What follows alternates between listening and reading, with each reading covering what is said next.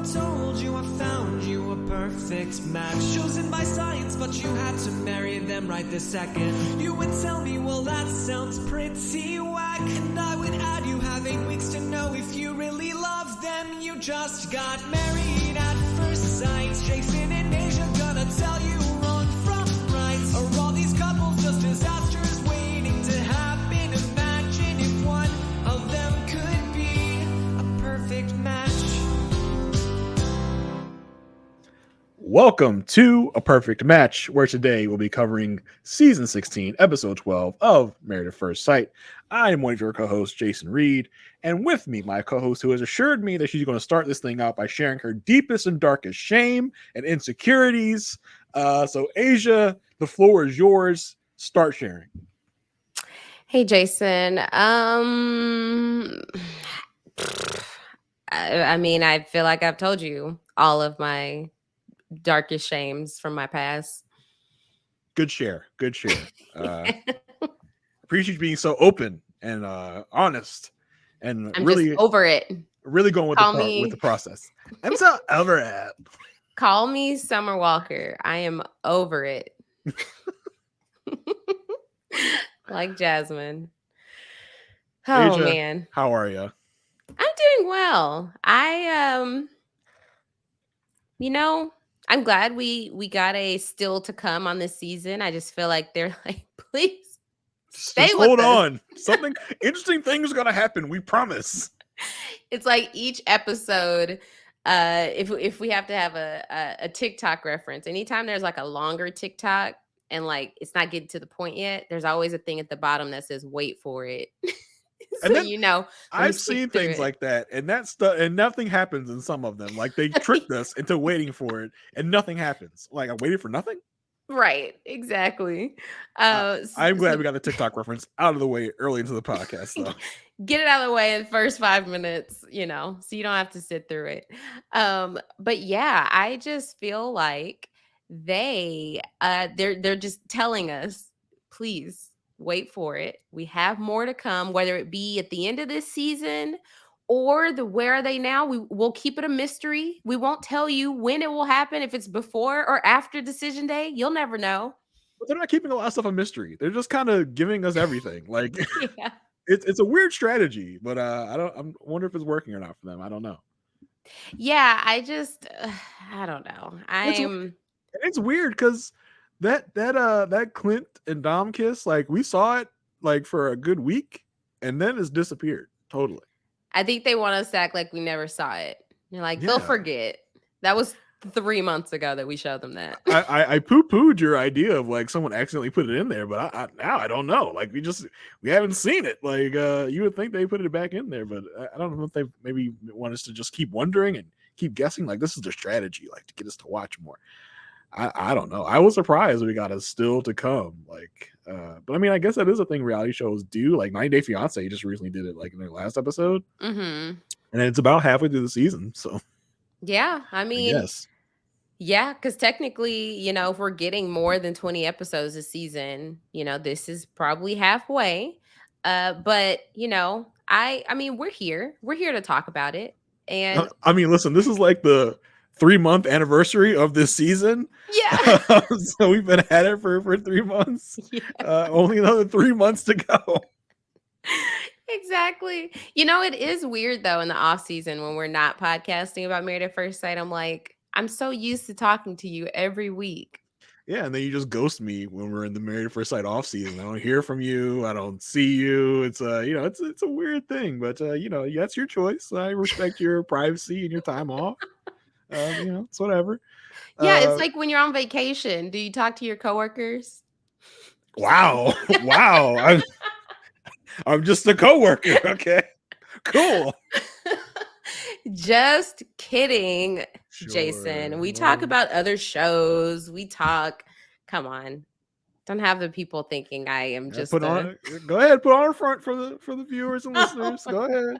I'll play along.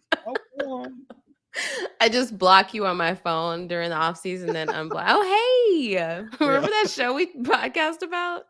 Like a week before the premiere, like, so you ready to podcast again? Right? Hey, big hit. Yeah. You up? We're gonna talk about Married at First Sight. Right. Oh my goodness. But yes, we're here to talk about episode 12 of season 16.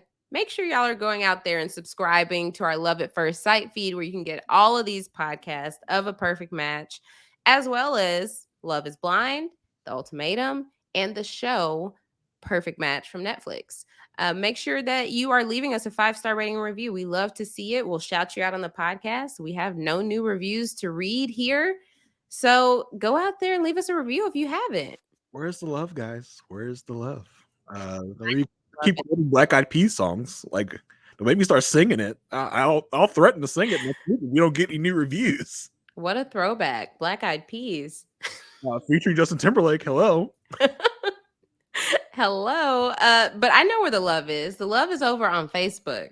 That's where the love is. Yes. Yes. That's where we're having a great time talking about each and every episode, talking in between the episodes. I just love how active the community has become in Facebook. And if you're not a part of it, go search A Perfect Match podcast and you can join the fun. I mean, the season may be halfway over, but the fun doesn't stop there because even in the off season between season 15 and 16, it was very active, and we were still talking about updates on the couples, things people were posting, podcasts that were coming out from people on the show. Investigating social media posts. Does this mean they're broken up? Does this mean they're not together anymore? Right. Asia may not talk to me in the off season, but she'll talk to you guys in the off season if you want through the Facebook group. I might like a post from Jason during the off season. I know I exist. You just liked my post. Right. Return my text. Like, what? No. So yes, there is a password required when you go join. The password for this week is masculine desirous self. As Pepper told Shaq, that's what he needs to show to Kirsten. That's what you need to show to us to get into the Facebook group this week. Yes. Show us your masculine desirous self. Oh my goodness. Dr. Pepper with the strong, wording, your masculine desirous self. I was like, oh, big words. I think it's very specific. Very, yeah. Yeah. So yes, go join the Facebook group to join the fun. And yeah, let's dive into this episode. So which couple do you want to talk about first? We're going to tackle Shaq and Kirsten. Of course, as is MAFS, wants, they left us last week with a kind of a bad moment for Shaq and Kirsten, but then we come into this episode and we just kind of act like it never happened.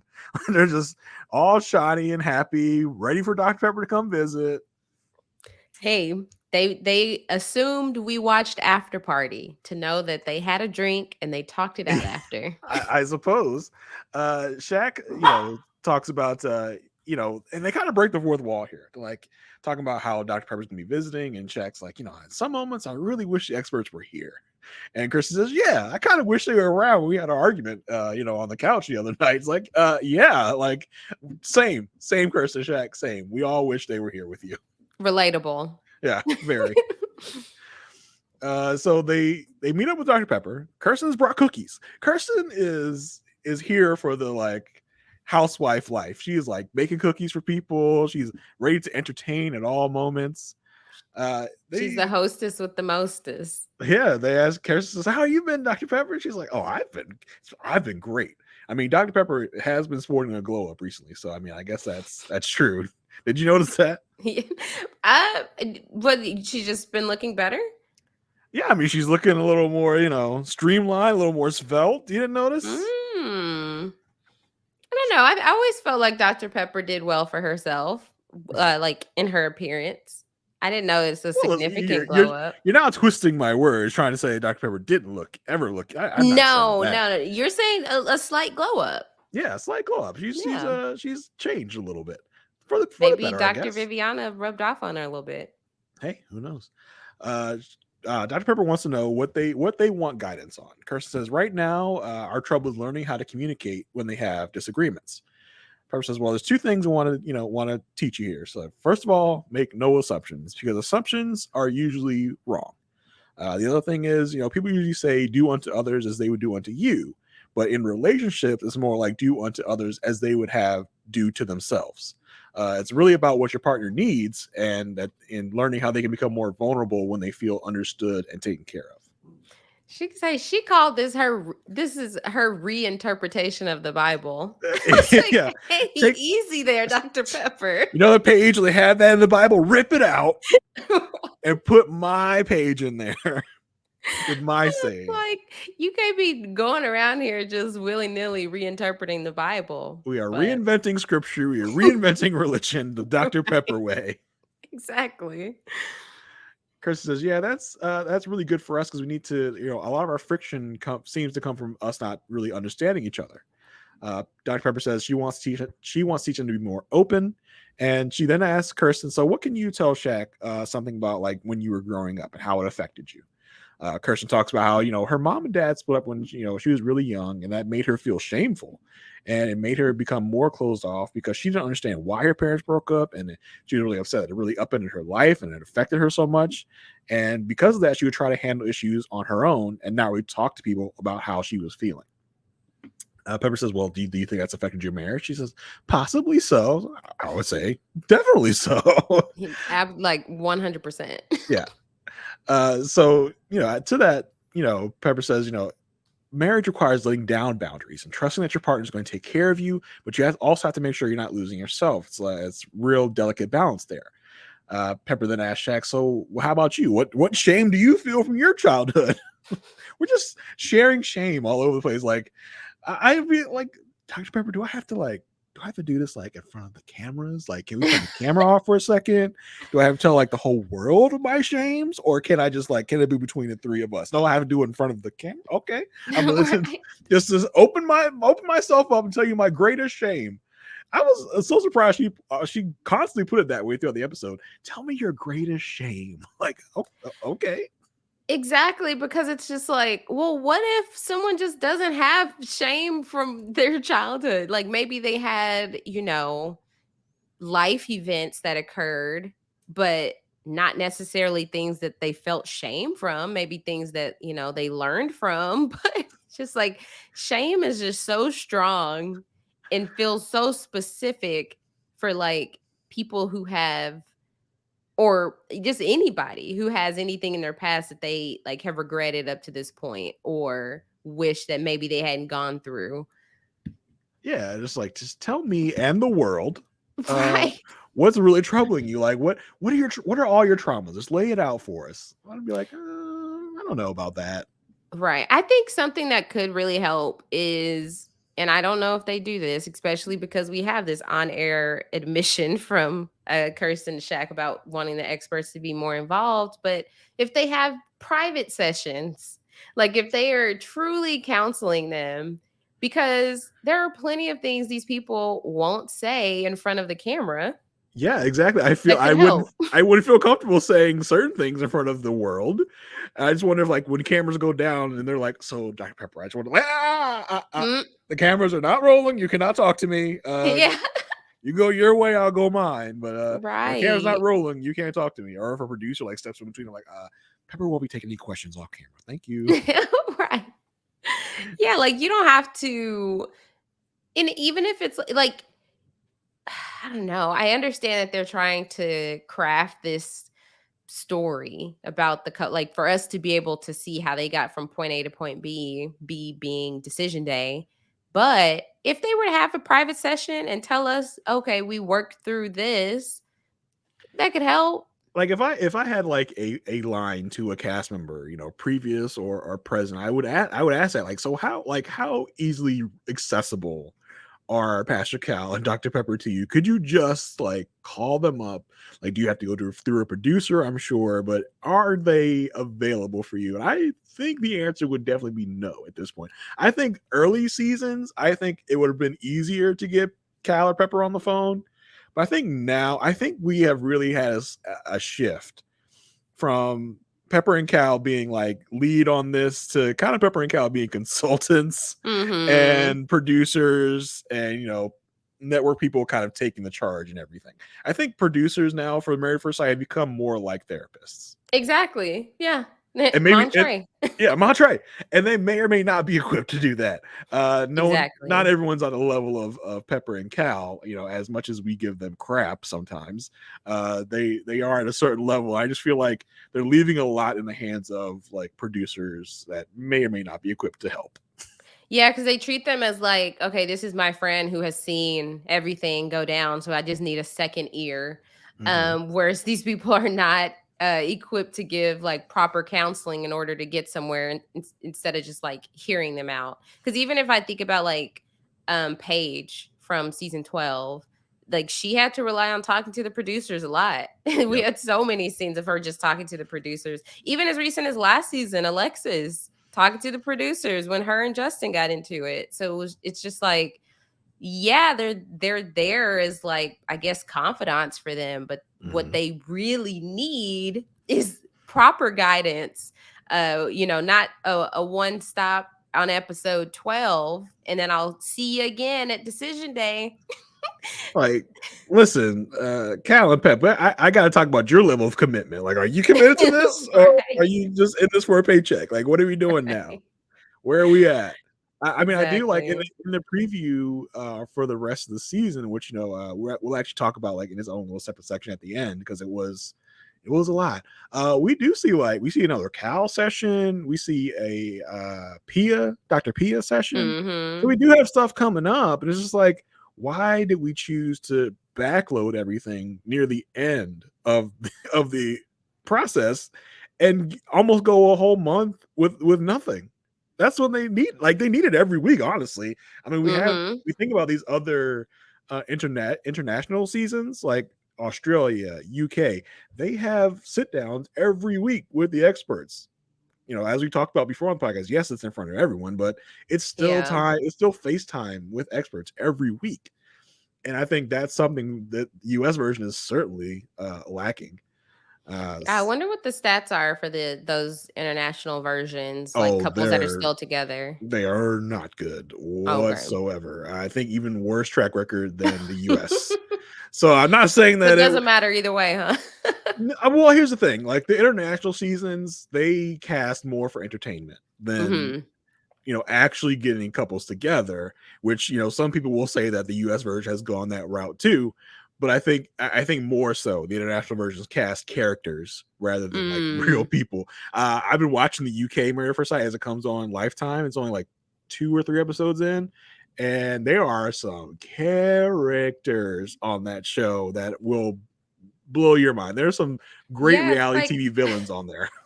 I've seen the preview. Like, why is the guy telling his wife at the altar that he's a stripper? Like, why was That's not actually what happened. okay, okay, That was creative editing. That was like in the little like we leave the altar and go talk like okay, uh okay, piece. That's where he told her that. okay. But there's a gay couple and one of the guys is just so over the top like villainous Mhm. and outrageous that it's hilarious. You love it. But I mean, I don't think that Married at First Sight US is looking to go that far yet. Mhm. But I think if they actually cast people for relationships and they had this help every week, I think they would do better. So I think the US could definitely learn a thing or two like that and really kind of rededicate themselves to helping these couples. Yeah, yeah. Back to Shaq and Kirsten. We got off on a tangent, of course. That's what we do. So Pepper did ask Shaq what is one of his like things that he's shameful about from his childhood. Shaq does talk about the fact that he felt like his mom wasn't as present as he wanted, and he would see other people having like the perfect family, and he understands that his as a single mother, his mom had to be working a lot, so she didn't really have a lot of time to be there for them. And then he also talks about the fact that he found his biological father at age 17 and how he really struggled in having a relationship with him, but he did end up finding a way to forgive his father for not being there. And he says he had to forgive himself for setting expectations too high. So that was what he had felt shame for in his past. Mhm. Then we get around to Pepper asking, so, what about the chemistry and intimacy? How is it increasing? Kirsten Shaq is like, yeah, you go ahead, you talk about it. This is your thing. But Kirsten cannot bring herself to explain it. He has no words. No words. Shaq says, I mean, well, we have been getting better with it because, at first she did not want me to kiss her at all. But then eventually we got around to like forehead kisses.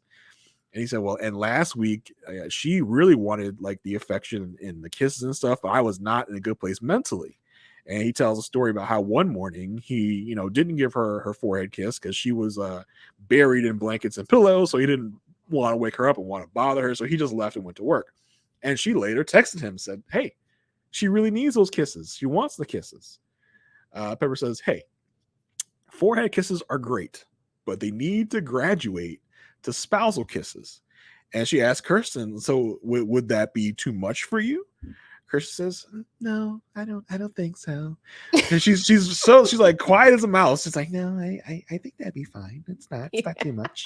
I'll allow it. It's fine. Pepper then says they need to get the courage to be more vulnerable. And, Shaq can't like keep drawing back like this because that causes her then to feel rejected. And she says she knows it may stem from his feeling of rejection from before, which she didn't want affection.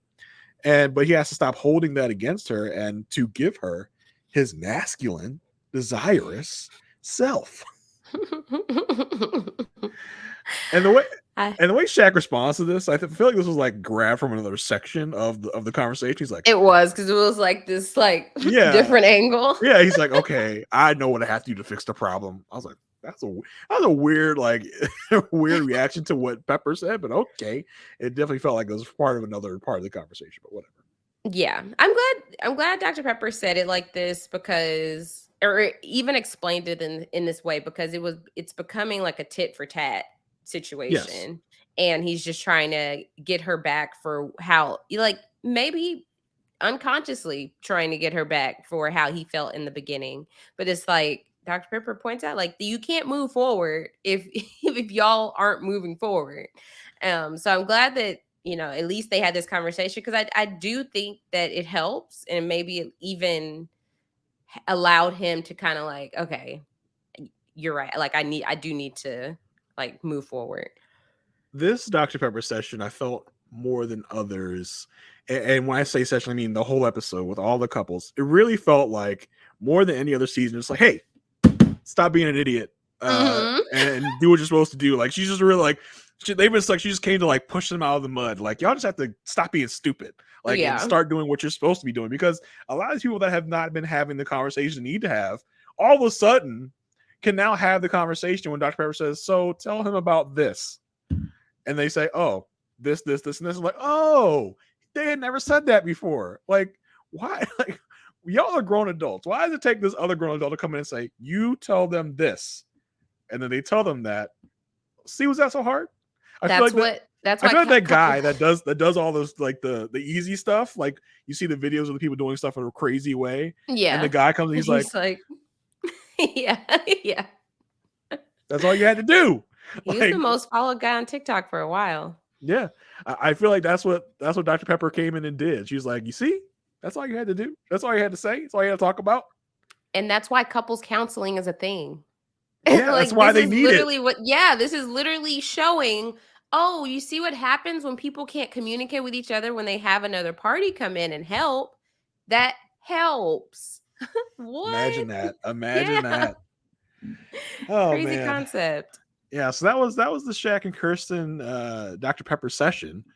So we come back with them we get a really little segment with them back at home. I think this is just kind of to show us some of the some of the chemistry, some of just a fun moment with them. They sit down.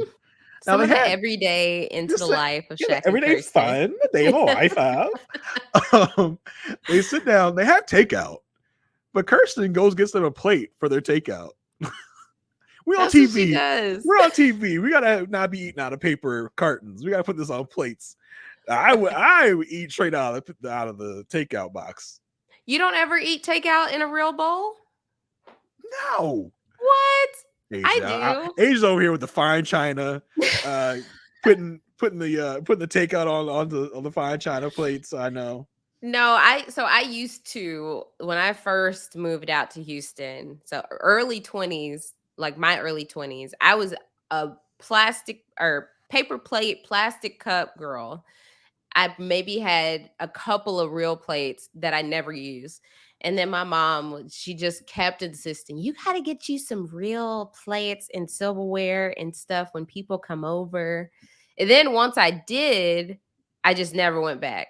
And so I've just always had real plates. I mean, I still have paper plates, but if I have like, I had takeout earlier this week, and I just put, because I knew I was going to do half and half. So I put half in a real bowl and kept it in its containers and put it away. Bougie. Yeah, we get our stuff, pop it on the table, so everybody dig in. Let's go. Open it up. We don't got time for any of the fancy plates. So yeah, they eat their take it on their fancy plates. Then she says, "Oh, you know that logo that I've been talking about that I want to make from a real estate business? Like, can you help me out with that?" So he gets the pad out. He starts sketching for her. He starts making her a little logo. In a confessional, she talks about, she's got her real estate business. She's been doing pretty well, but she wants to stand out amongst her competitors. Then we go back to them. He's making her logo. He's like, also, I may or may not need like a website. Can you help me with that? He's like, oh yeah, I could do that. And she says, well, when you're not gonna charge me, right? Because I can pay you in other ways. Look at Kirsten out here, just flirting. Like Kirsten has leveled up recently. Like she is here for it. In a confessional, she does say what really turns her on is a handsome, sexy man that can handle his business. Kirsten is definitely turned on by, like, I don't know, what would you call it? Just like competence, confidence, confident skills, yeah, people that take charge, that can do things. Yeah, I think this just shows that, like, that it's basically what she described. She needed more time to get to know him, to get to this point. Aysha, I know you're happy. I know you're happy that you can put your cape back on, no. proud, and just stay caped up for your girl Kirsten. I'm just saying it makes sense that was how she described it and why she was like how she was in the beginning up to this point. Because it's like, otherwise it looks like, why the switch up? Well, at this point, she knows him better. She feels more comfortable with him than she did before. I'm still saying why the switch up, because she was so adamant early season that she did not like his bald head. She did not find him attractive.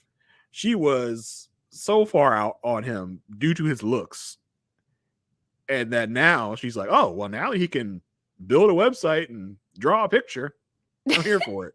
No, it's not just that. Confidence, for one, can make someone way more attractive to somebody.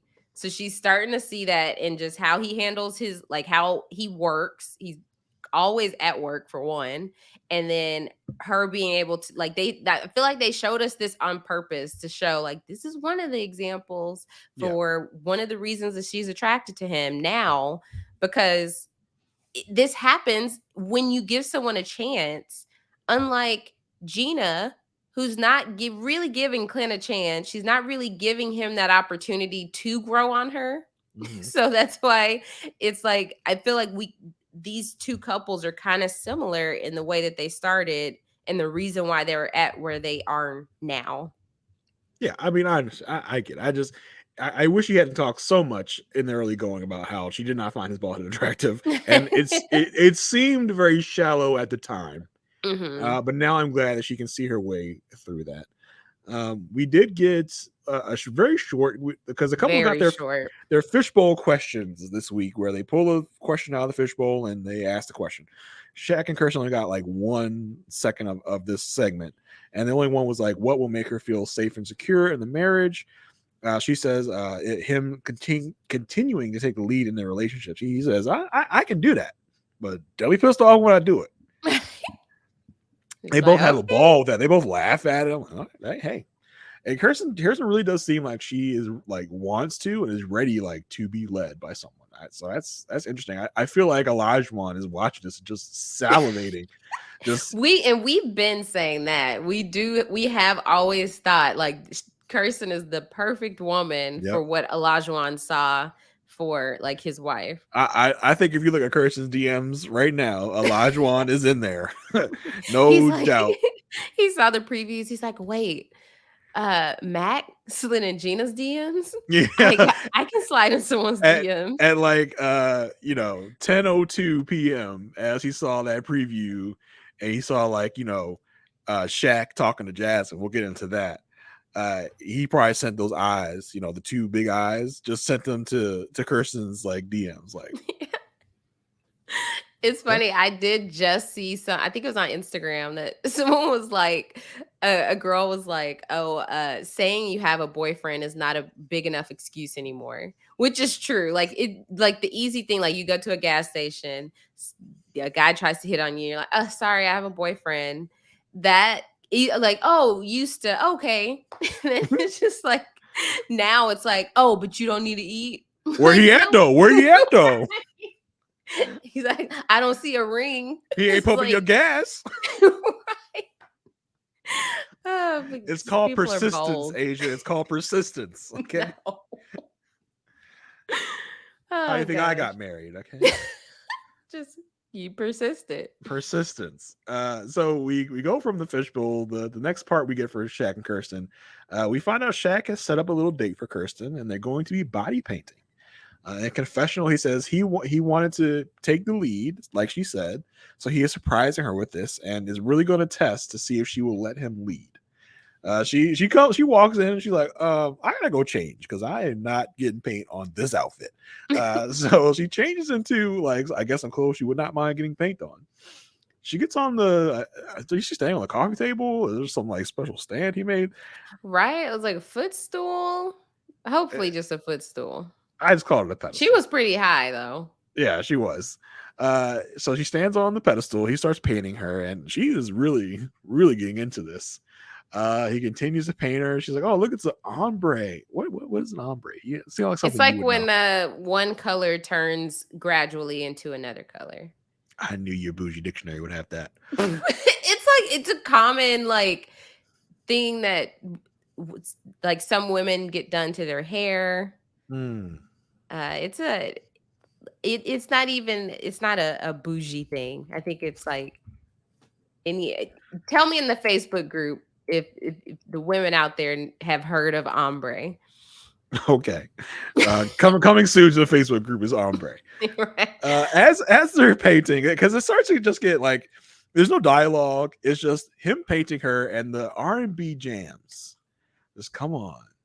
Says, this love is deeper than lakes and rivers. I was like, oh my God, like this is I was bowing my head. I was like, oh snap, here we go, it's man. Specific Married at First Sight R&B. Yeah, I mean, because this is the in-house music that they make for these segments.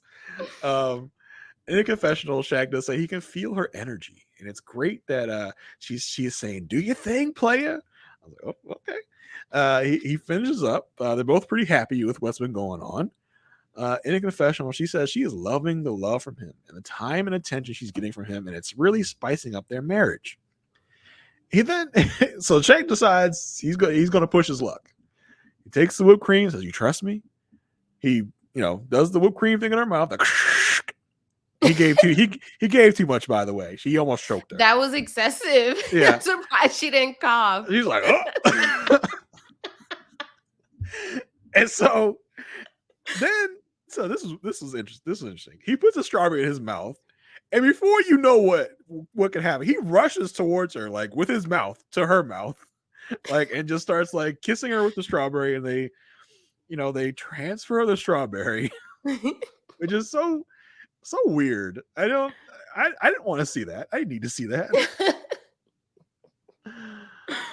So they kiss with the strawberry. He says, "You want another one?" She says, "Yeah." They do it again.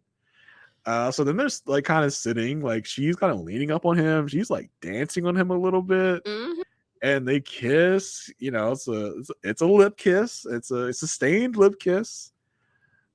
She tells him, "Come on, let's go get washed up." And not in the way I said it, in a more sultry way. She's like, "Come on, let's go get washed up." Calls calls him sweet love. I was like, oh, okay. We can really get into this. In a confessional, she talks about how consummating the marriage will make their intimacy and chemistry grow. She doesn't know if it's going to happen tonight, but only the two of them will know whether or not it does or not. And cut to the preview of Shaq telling everybody that they consummated their marriage. Now, I don't know if that happens next episode or in the future because we're not sure. Yeah, the still to come leaves things ambiguous. Yeah. So yeah, how was Shaq and Kirsten? Boy, like big upgrade for Shaq and Kirsten this week. Yeah, she was like, at this point, it feels like she's very into him. It feels that she has gotten to the point where she has some level of infatuation with him. She is attracted to him with like what she's learned about him. She is into it. She is flirting. It feels like she's all in. And yeah, I mean, it feels like he's got out of his funk too. yes, which has they're helped. Yeah, they're rising to the same level of attraction and intimacy. Finally, after almost a month, it seems like they are now on the same page. Yeah, I mean, and this is something that we definitely wouldn't have expected to see if we were talking back at like episode 4. Like we wouldn't have thought that we would get this spicy scene from this couple specifically. So I'm happy with their progress. I hope that they can maintain it. I think that it's a little scary because we've seen a little bit of like pettiness in the past from both of them, that like I could see it derailing in the future because of something like, oh, we still haven't seen that scene where he's like, I didn't go out and I stayed at home with you. And then we see, well, I think we got that from a couple episodes ago where he was talking about they were talking about quality time, and he was like, there's no point of doing this if we're not intentional. That was that episode. No, we didn't get them in the bed and him saying, I didn't go out because of you, like, because like what was the point of me not going out? That specific scene, because we did get another scene in the still to come that was like, she was like, well, I don't want you always feeling this way. It felt like that was the same scene. Okay, yeah. So I'm curious, like, I'm curious still, like, what's to come for them. But this is definitely a step in the right direction, and I think it could be. It's very promising. Yeah, 100%. So let's get on with the ratings. How are you feeling with this very positive episode? Yeah, so I had been a 3 for a while because they were very little on the content, and then I went down to a 2 once they were not on the same page, and I think this episode gave me enough reason to go back up to a 3. I think if they continue this, I would be more inclined to move on to a 4, but I don't want to get too excited. I don't want to, get too ahead of myself. So right now, I think I'm safe to say a 3. Gotcha. Well, What about you? Consider me ahead of myself. I'm gonna give him a 4. Well, you've been at a 3, so that makes sense. I was at I kept saying I'm at a 3.1, and they keep going down. They're gonna go down to a 2, but they shot up this week to a 4 for me. Because I just feel like this is what we've been waiting for. This is what we've wanted. We got some walls coming down at the insistence of Dr. Pepper. We heard what Kirsten's like. What's behind that wall? Yeah, I didn't even realize that her parents were divorced. I don't know if we knew that from the matchmaking special or we knew that from early in the season. I wasn't sure. I didn't remember. Yeah. So it was interesting for her to open up that way and to really give us something, and really give, I think, Shaq what he had been looking for and waiting for, a little more depth, as you would describe it. And who knew all that needed to happen was a short little lady telling Kirsten to open up. That's all that was needed. What's her height got to do with it? You're right. I shouldn't be short shaming people. All she needed was Dr. Pepper to tell her to do it, and then she did it. Like what? Why is that what it took? Like, why couldn't you just do it because Shaq wanted you to do it? But you did it when Dr. Pepper told you to do it. Pride, man. I guess, man. I'm really impressed with Dr. Pepper's skills of getting people to talk. Because apparently she's got some kind of technique to make people talk. Yeah, it's a different approach than Pastor Cal. Like, I feel like they it's funny that with each couple, she said, "I'm here to help." Like, that's my Pastor purpose. Pastor Cal bullies people into talking. Yeah. Dr. Pepper kind of coaxes it out of them with like logic and like, Like, keep talking, where Pastor Cal is just like, he what's the would have problem? approached this like, yeah, well, y'all are in each other's way. Just Take his this glass is off. your What? wife. What's the problem? Yeah. Just do it. Just say it. Yeah. What you so scared of? Mary Jane for pumps? Right. You want to be a pump? So yeah, that's Shaq and Kirsten for this week. Where are we headed to next? Yeah, so let's go ahead and talk about Clint and Gina, who I had totally assumed had come to an agreement that they're just going to ride this out. But this episode made me feel a little bit differently. So we start out with Clint FaceTiming his friend David. And David's like, okay, how's Mrs. Webb doing? And Clint's like, she's still getting used to the name. And they start talking about how Clint took her sailing, and Clint said that she caught on really quickly to sailing, so that was great. And he feels like we're gonna get her a parrot and a peg leg, and when she gets glaucoma, she can get a patch. Clint, why? Just he cannot he can't help himself. Clint wants to be a dad. I think Clint would be a great dad because he's got the daddiness. He's got it down at this point. He's practicing it with Hank. Yeah. He said they're in a good place and that he feels like they are growing in their relationship. But he does still feel like they're lacking that inner crust. Like he is attached to that. Just he is clung on. Like, that's my thing. Inner crust. There's going to be some merch. There's going to be some inner crust merch coming out after the season. I would imagine. Wouldn't doubt it. Get down to the crust. Yeah. And so he's like, he feels like when they're having conversations, he's like, they're both in sales. So they'll both share a story. So he'll share a story. And then if there's no reciprocating story, then he's like, okay, I made an attempt at that. And David was like, look, you just gotta approach it like getting a chipmunk to come out. No sudden movements. And so this and my friend reminded me of this, of I've had conversations in the past about how some people, when they are talking to other people, they relate it to themselves. Like, that's how they converse, right? So if we're telling a story, then it's like I'm that type of person. We're talking about something and it reminds me of a story, I'm going to tell the story, right? Mm-hmm. But then there are other people that are the question people. So you're telling a story, they're going to continue to ask questions about your story that you're telling. And then it's just like, okay, wow, put a pin in it. The conversation's done, right? There's no reciprocating story because that's just not how they usually communicate. And I feel like this is the situation here. We've seen how Gina acts when Clint tells her a story. It's yeah. Mm-hmm. Right. Yeah. When are you going to be done? Okay.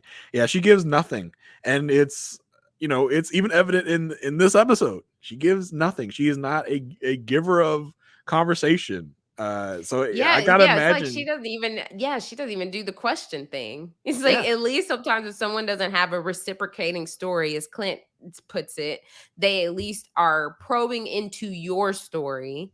Right. And they may never relate it to themselves. But Gina, I think if she had any interest, she would probably be asking questions. Totally. But she's not the type to voluntarily be like, oh yeah, this does remind me of this traumatic experience that I also experienced, in this way. That's what Clint wants. Like he says it pretty plainly. He opens the door to get you to talk about yourself because he talks about himself. Right. And I think what this episode is going to illustrate is they have two totally different communication styles. Exactly. That are not compatible, that are not that don't match. So that's a big problem when it comes to trying to relate to each other on a different level. Here's the problem. You signed up to be married at first sight, which means you need to be adaptable, quick on your feet. You need to accept the person that is in front of you. They're not going to drop the perfect person who has your exact same communication style, the exact way you want it. No, you need to be open and accepting to the person that they give you and learn how to adapt to that. The fact that he is well aware that Gina does not communicate like that, and he's just like, well, if she's not going to come around to doing that, then I'll never find out her crust. When it's like, Yeah. no, you, and we'll get into it with the Dr. Pepper conversation, but she's like, you don't ask me. Like, you didn't ask me about that. Well, like they're really both to blame for this because Oh, both of them absolutely. Yeah. are inflexible on how to communicate and how to relate to each other.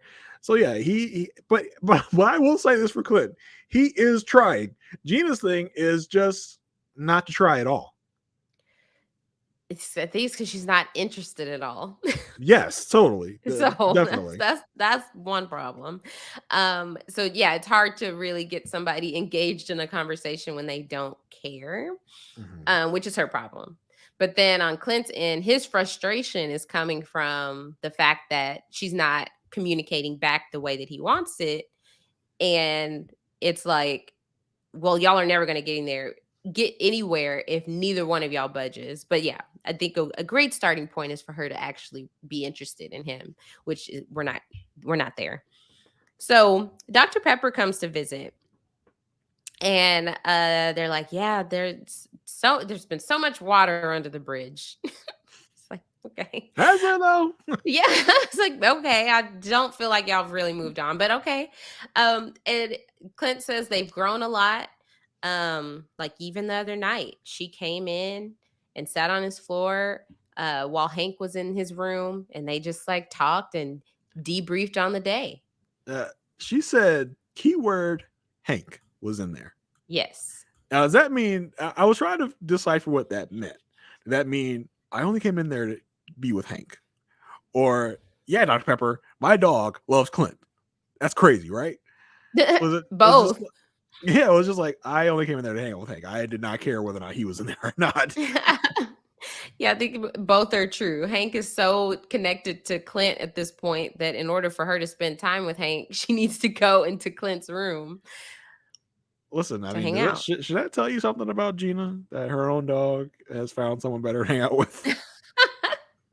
Look, no, I will say, whenever my brothers are in town or my mom is here or I go visit my mom, the dogs are like, I'm so happy to be with them. I'm all under them. They forget who I am. Well, yeah, because they're not around all the time. But I mean, at this point, Clint's been around Hank for a while. Yeah, And he's true. like, I found who I'd rather hang out with. Thanks, Gina. It's been I've great. made my choice. It's been great, but I found my dad. You're cool, but this guy is cooler. Yeah. That's funny. So Dr. Pepper wants to talk about how, like, the purpose of her being there with them specifically is she wants to talk about how they can be more vulnerable and more open. And so she asked them, like, okay, how have your past experiences affected you today? And so for Gina, she says she grew up with a single mom, and so it's always been so easy for her to be vulnerable with women. And so with men, she needs a safe space in order to get there and open up. And Clint's like, I try to be as vulnerable as much as possible. He says, an attribute that I'm heralded for is I'm as vulnerable as possible. I don't hold back. Yeah. And if looks could kill, Gina's face during this whole thing is just like, You're right. Whatever, dude. Yeah. What a pompous ass. Like, she is not having it. She's not into it at all. His past experience that he brings up was that he was in a serious relationship before where the person had a false persona for 3 years. And he even elaborated on After Party and said, like, she wanted to up and move to Utah or Colorado. Yeah. To do something, but ended up moving to Hawaii. Yeah, instead. she wanted to be a midwife. all of a sudden, out of the blue, She felt called. she felt Yes. called to Colorado to be a midwife. But she apparently ended up moving to Hawaii to be a nurse. Yes. So yeah, he felt like she was giving a false persona the whole time he was with her for those 3 years. I mean, he says like with Gina, he really wants to know the crust. He wants to know her hopes, her dreams, to really know who she is. And Dr. Pepper asks Gina like how she responds to this. Well, I did like Pepper because Gina is making faces the whole time, Mm-hmm. and Dr. Pepper says, "I can sense like something's going on. Like you want Yeah. to fill us in." Yeah. She's like, well, he's not really initiating that either because he hasn't asked me those deeper questions. And then Dr. Pepper's like, okay, well, tell him a good way to talk about something important. And she's like, well, like it's going to take me time to initiate. Like I'm fine with specific questions that are initiated. And Clint, he's like, well, if that's how she communicates, then ask me a question. Set the precedent. It's not how you do it. But listen, Gina is so petty. Like, Pepper's like, well, yeah, I mean, she's talking to Clint. She's like, well, you could help her. And she's like, oh, no, I'll set you precedent. Like, she literally mocks the man. Rightfully so. No. No, for him, it's petty of him too to be like, you want me to ask you deep questions? Ask me. You ask the questions so I can ask the questions. I honestly think that these are excuses from Gina because she doesn't want to put in the effort. She knows that she can share when Clint is sharing. That's how most people typically share. Okay? I'm telling you, that's what I'm saying. Everyone communicates differently. Yes, but she's not that. I have friends that are that way. Like, if I could talk for days, clearly I'm on this podcast, and if I'm just sharing, I could be sharing story after story, and they just continue to ask and dive in, and then we walk away. I'm like, wait a second, I didn't hear anything about their experience with that because that's not how they communicate. I understand, but I think for me, it keeps coming back to Clint is making the effort. Gina is not making the effort. Gina is waiting for specific questions so that she will open up. It's like a little game. Like she's like, I'm not going to say anything until he asks this specific question, this specific way, when she knows that she needs to be adaptable, like you said, bendable, and to, go outside her comfort zone and to share when Clint is sharing.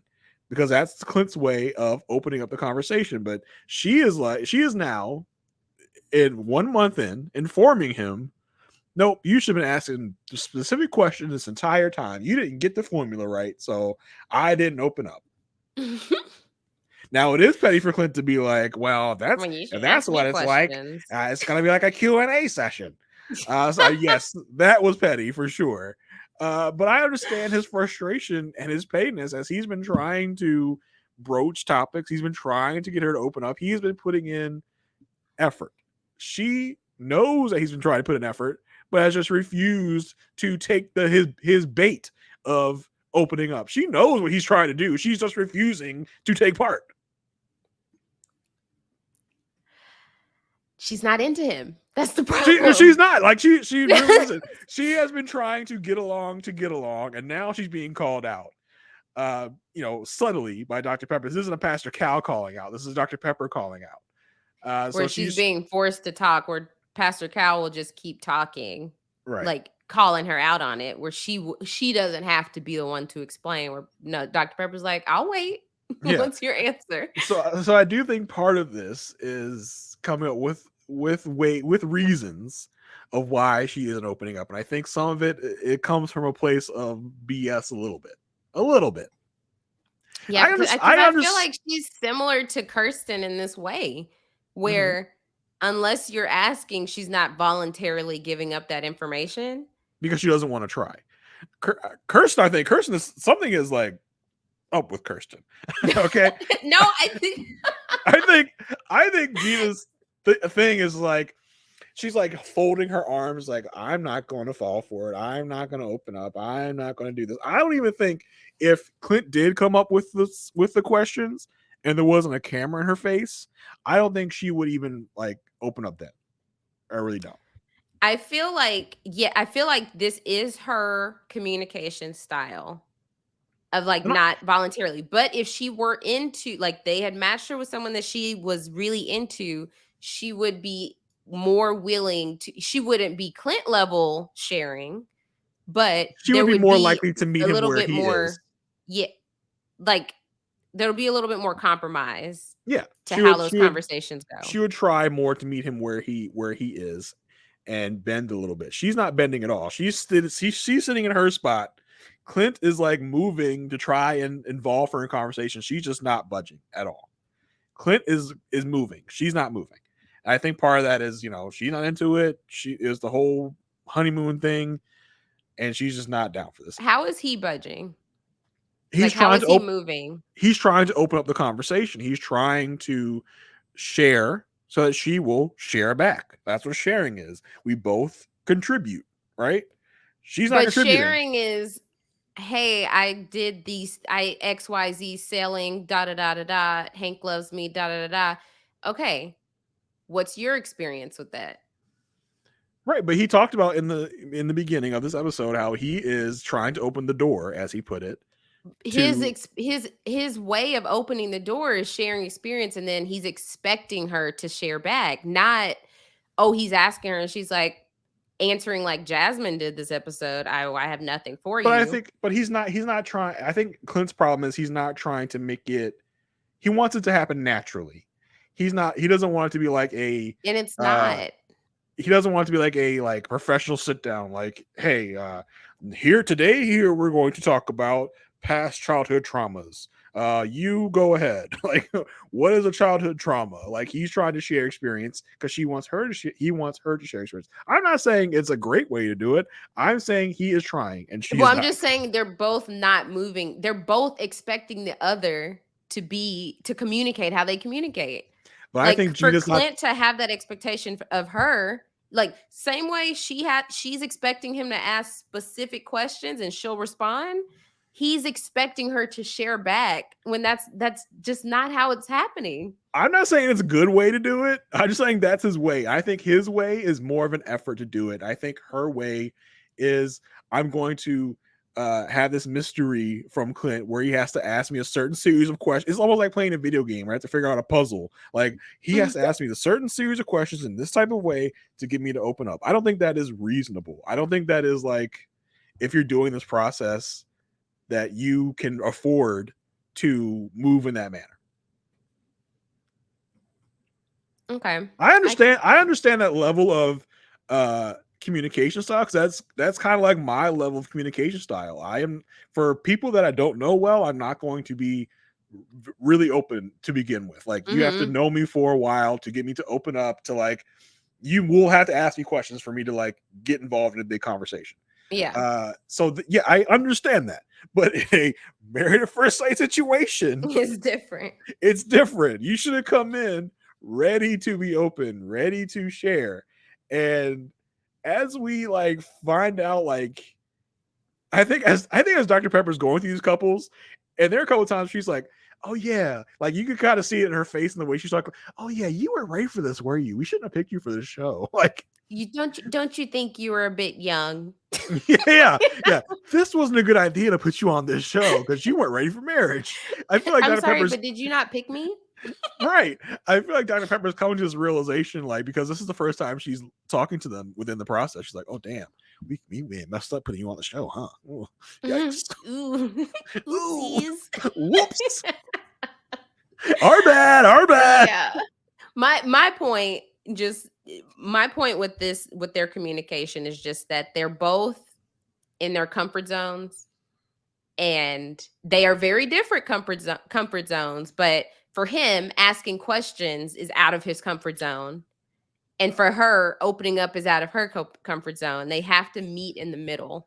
Right, but his comfort zone is a way to let people in. Her comfort zone is a way to shut people out. she is not flexible on getting to know someone because they need to ask A, B, C, and D in this order, in this way. That's the only way she's going to open up. She didn't say that. She just said a specific question. Right, but Not, he if asked you her, ask me what my dad's name is, and then you ask me if my parents are still together, maybe different answer. I just don't think that her way is very, intuitive of getting what she wants. I think, yeah, it really boils down to them not being a good match. 100%, yeah. And in order to even start to make any progress, they do need to meet in the middle. That means her opening up a little bit more and him asking more questions. Better questions, I guess. Because I feel like he does ask questions. She's probably just like, no, I've never had anything like that. So moving on. Like, I feel like that's what it is.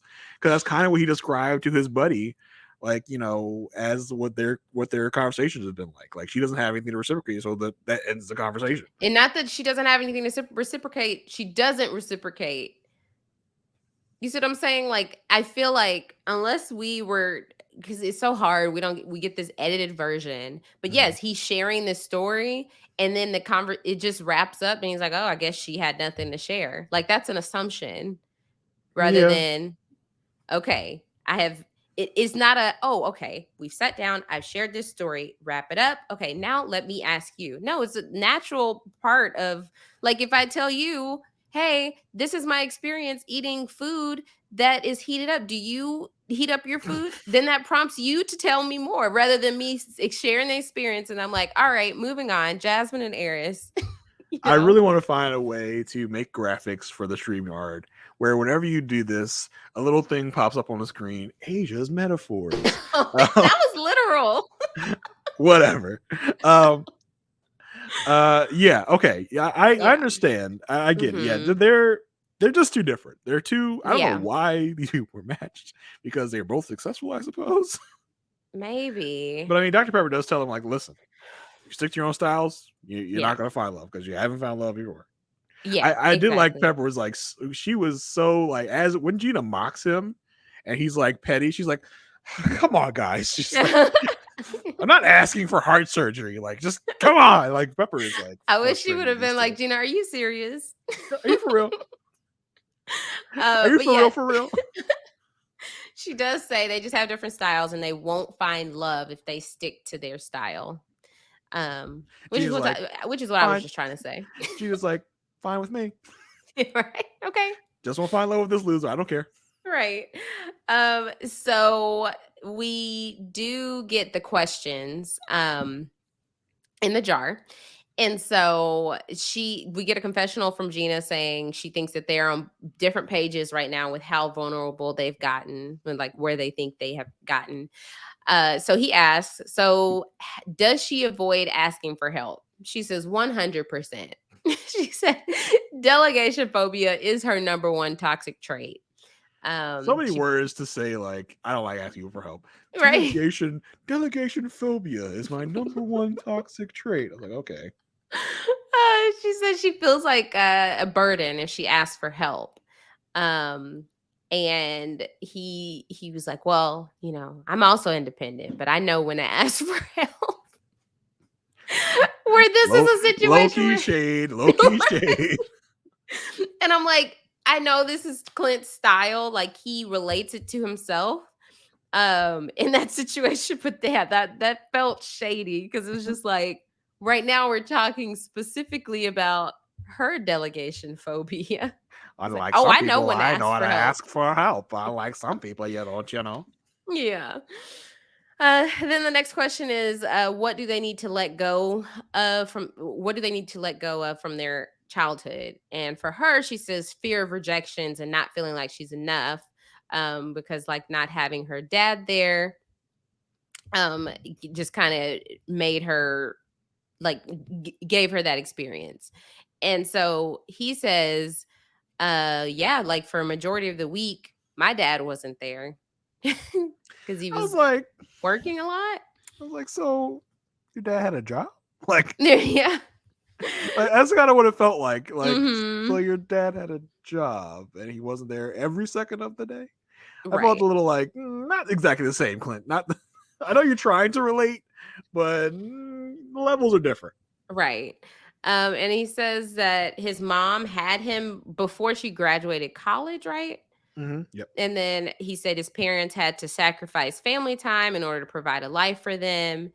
And she says, like, for her, she had never really thought about, not having a dad until she was with her other friends and noticed that's what their family life was like. And then we get a confessional from Clint. He's like, I learned a lot about her tonight. And it really helps me understand her entrepreneurial spirit. He's like, we really getting all the way to that crust tonight. Hitting that crust. Yeah. Boy, he was like, yeah, my dad had to walk to a construction site to work construction. Like, did he also have to walk to his like boat? Like, Eighth I mean, you're an generation. 8th generation sailor, so like, where does the boat come in with your hard luck life? I was like, that's not mathing, but okay, Clint, you go right ahead. Yeah. So then the next question is, what's their biggest insecurity and why? She says for her, she's a workaholic because she feels like she's not doing a good enough job and she's just aiming for financial stability.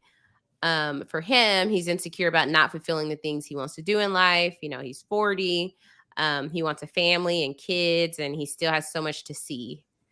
And we get a confessional from Gina where she says she enjoys being a salon mom and a dog mom, but for everything else, they'll wait to see.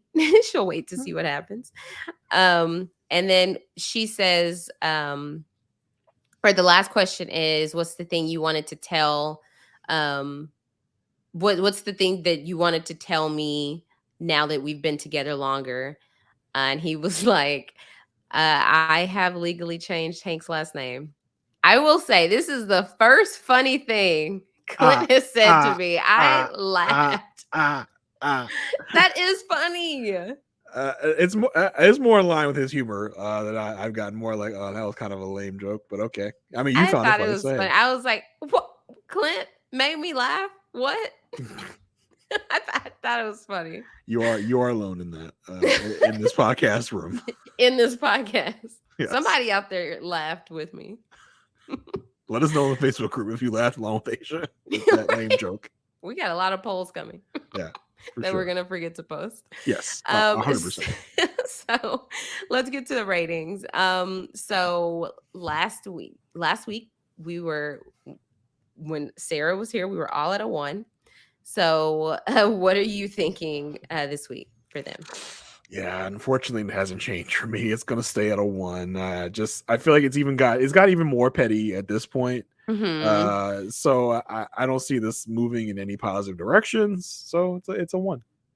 Yeah, I mean, I'm still a 1 too, even more so. I thought they were more on the same page about writing this out, and now it seems that no, he's still trying to make this work. Where Gina's like, I've been out of this marriage for like 2 weeks now. The big deuces for me. Yeah, I don't even know where you been? where you think this is going, but I'm just marking another day off my calendar. Right. This is a wrap. Yeah, I have a countdown. It is over, by the guy. Better get used to Hank now while you have him, because you're not gonna have him for long. You think Right, they're get gonna your little hugs out. No, they live in the same building. If they got divorced, you think they could train Hank to like take the elevator to wherever Clint's floor is? Like, right? All right, Hank, now you hit the down button.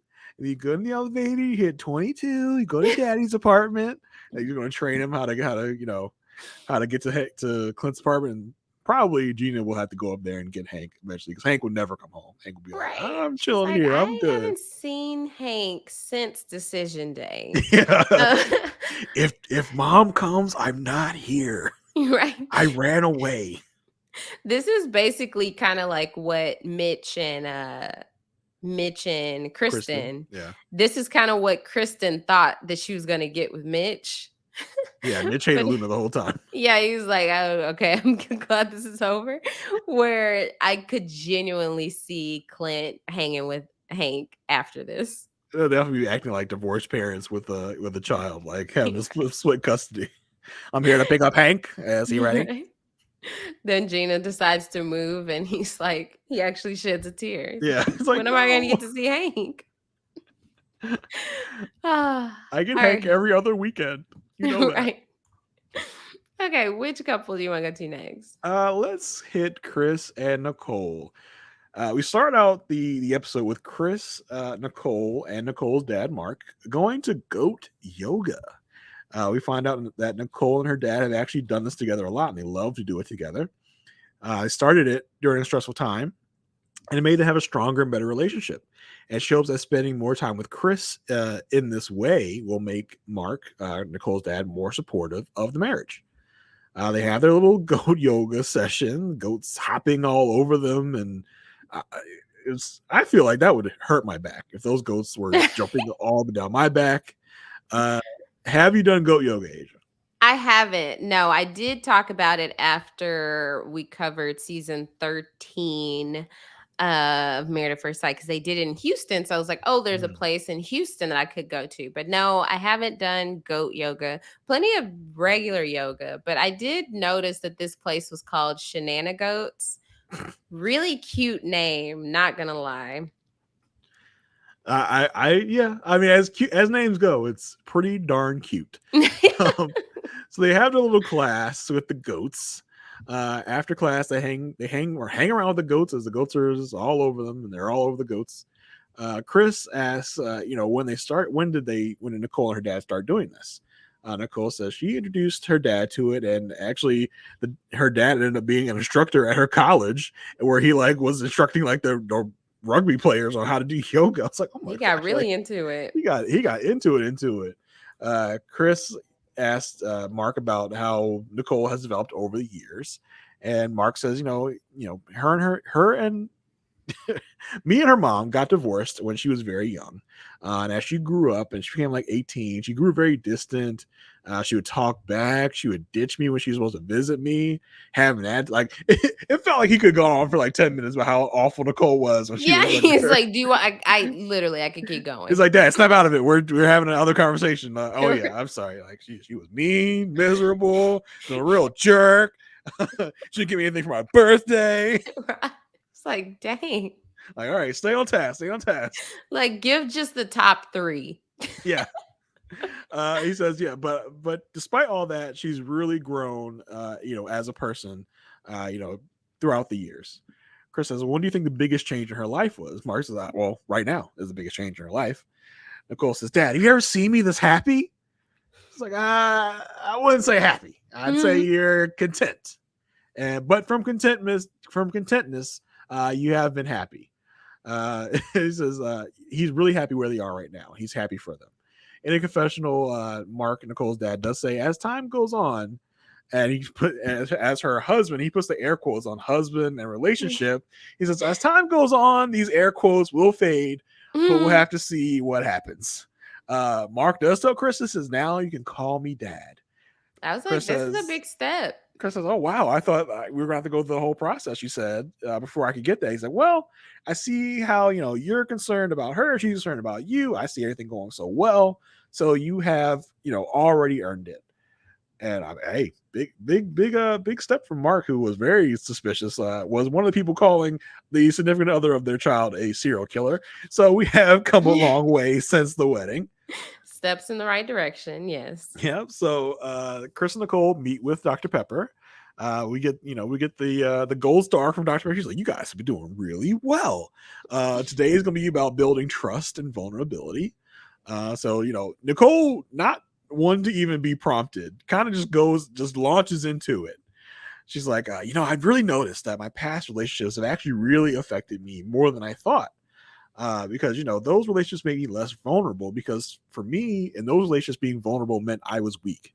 I couldn't cry in front of those guys because I thought that they would see me as weak if I did. And any guy who treated me with respect, I wasn't really able to recognize that, and I would push them away and just go towards guys who treat me really badly. Pepper says, well, actually being vulnerable does show great strength. Chris says, well, it's kind of the opposite for me, because I've always shown my vulnerability, and that has thrown some women off. And I'm happy that I finally found a woman that will appreciate my vulnerability through this process. Dr. Pepper says, it's really important to keep digging into the vulnerable things about your life, because that's how, when you come up against something rough and tough, you will have the foundation to really handle it. This Dr. Pepper session kind of went off without a hitch. There was no big hiccups here. Yeah, it was very straightforward. I thought that they were going to kind of get into the self-sabotaging examples, but they didn't go there. So I was like, okay, well, I guess they are more fine than the other couples. Dr. Pepper's like, I got other work to do. They're fine. Like, you guys are good. Just keep move on. I'll sign your paper so you can go about your way. Right. She's like, my day is busy. Yeah. I just finished talking to Jasmine and Airiss. I got to put out 3 other fires. Like, you would think with one less couple, you'd be able to spend more time, but no, you guys are good. Be on your way. Bye. Shush you.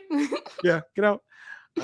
So Chris and Nicole do their, fishbowl questions as they are working out and, in the gym. They're both on bikes. They reach over, grab questions. The first one is talk about a moment in your life that brought you shame. We are really all about the shame this episode, just talking about our shame. Nicole talks about when, we know about she was burned with a cigarette by someone in her past, by a toxic boyfriend who wanted her to prove how much in love she was with him by letting him burn her with a cigarette. I hope that guy is somewhere locked up, to be honest with you, because that seems like a real psychopath. Yeah, I forgot about that story until they did that flashback. I'm like, oh yeah, she did tell us that. Yeah, she talks about the fact that when she was confronted by her mom about the burn scar on her, that she lied to her mom, and how, her mom kind of let it go because she knew she wasn't going to get anything out of her. But she does feel shame about that every time that it's brought up. And she says, well, I guess my mom's going to find out what that was about via the show. So, have we met her mom? We saw her mom at the wedding. That was about Okay. it. And we got the family meeting after the wedding with her mom. Yeah, we have met her mom. Okay. Chris describes a situation where he threw a party in a place he just moved to. He says, yeah, my mom was there just innocently making brownies, and the cops all of a sudden show up and threaten to arrest her because there's underage drinking at the party. And he said he did feel shame for her, putting her through that. I was like, damn, that seems like a wild situation.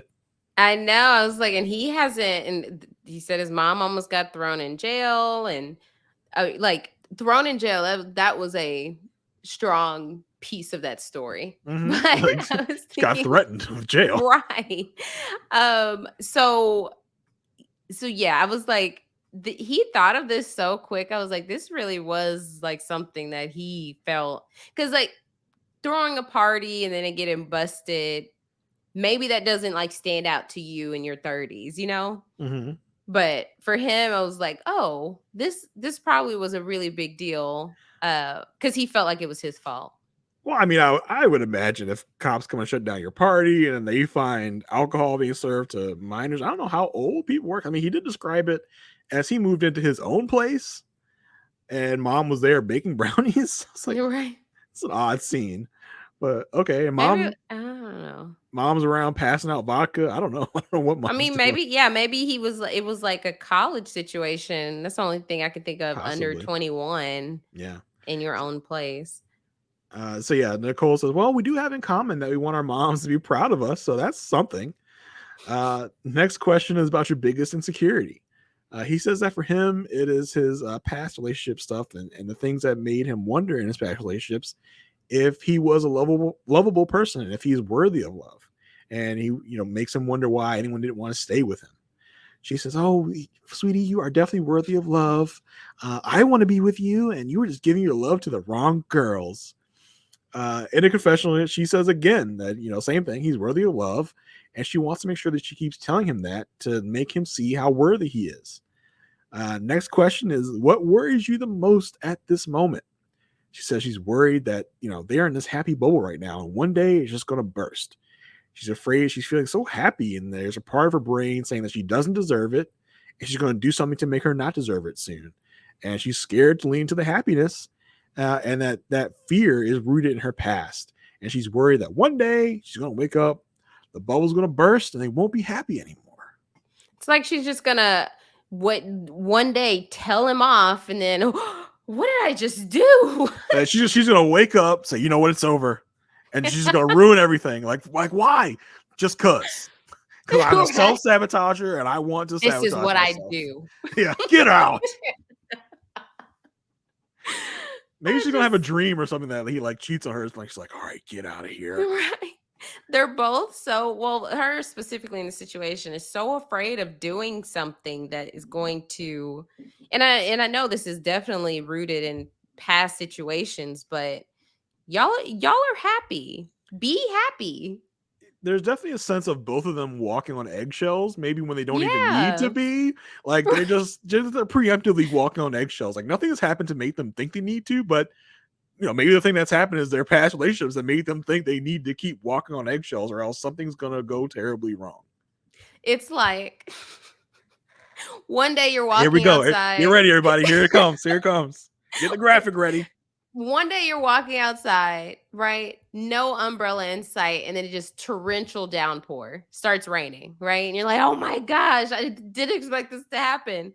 From then on, you always have an umbrella because you never know. It's just going to pour down raining. When you're in control of checking the forecast, you just didn't check the forecast that day. Now you can check the forecast moving forward. I feel like she is in total control of her actions. Like she's aware. To be aware is miles ahead of people that like ruin relationships constantly.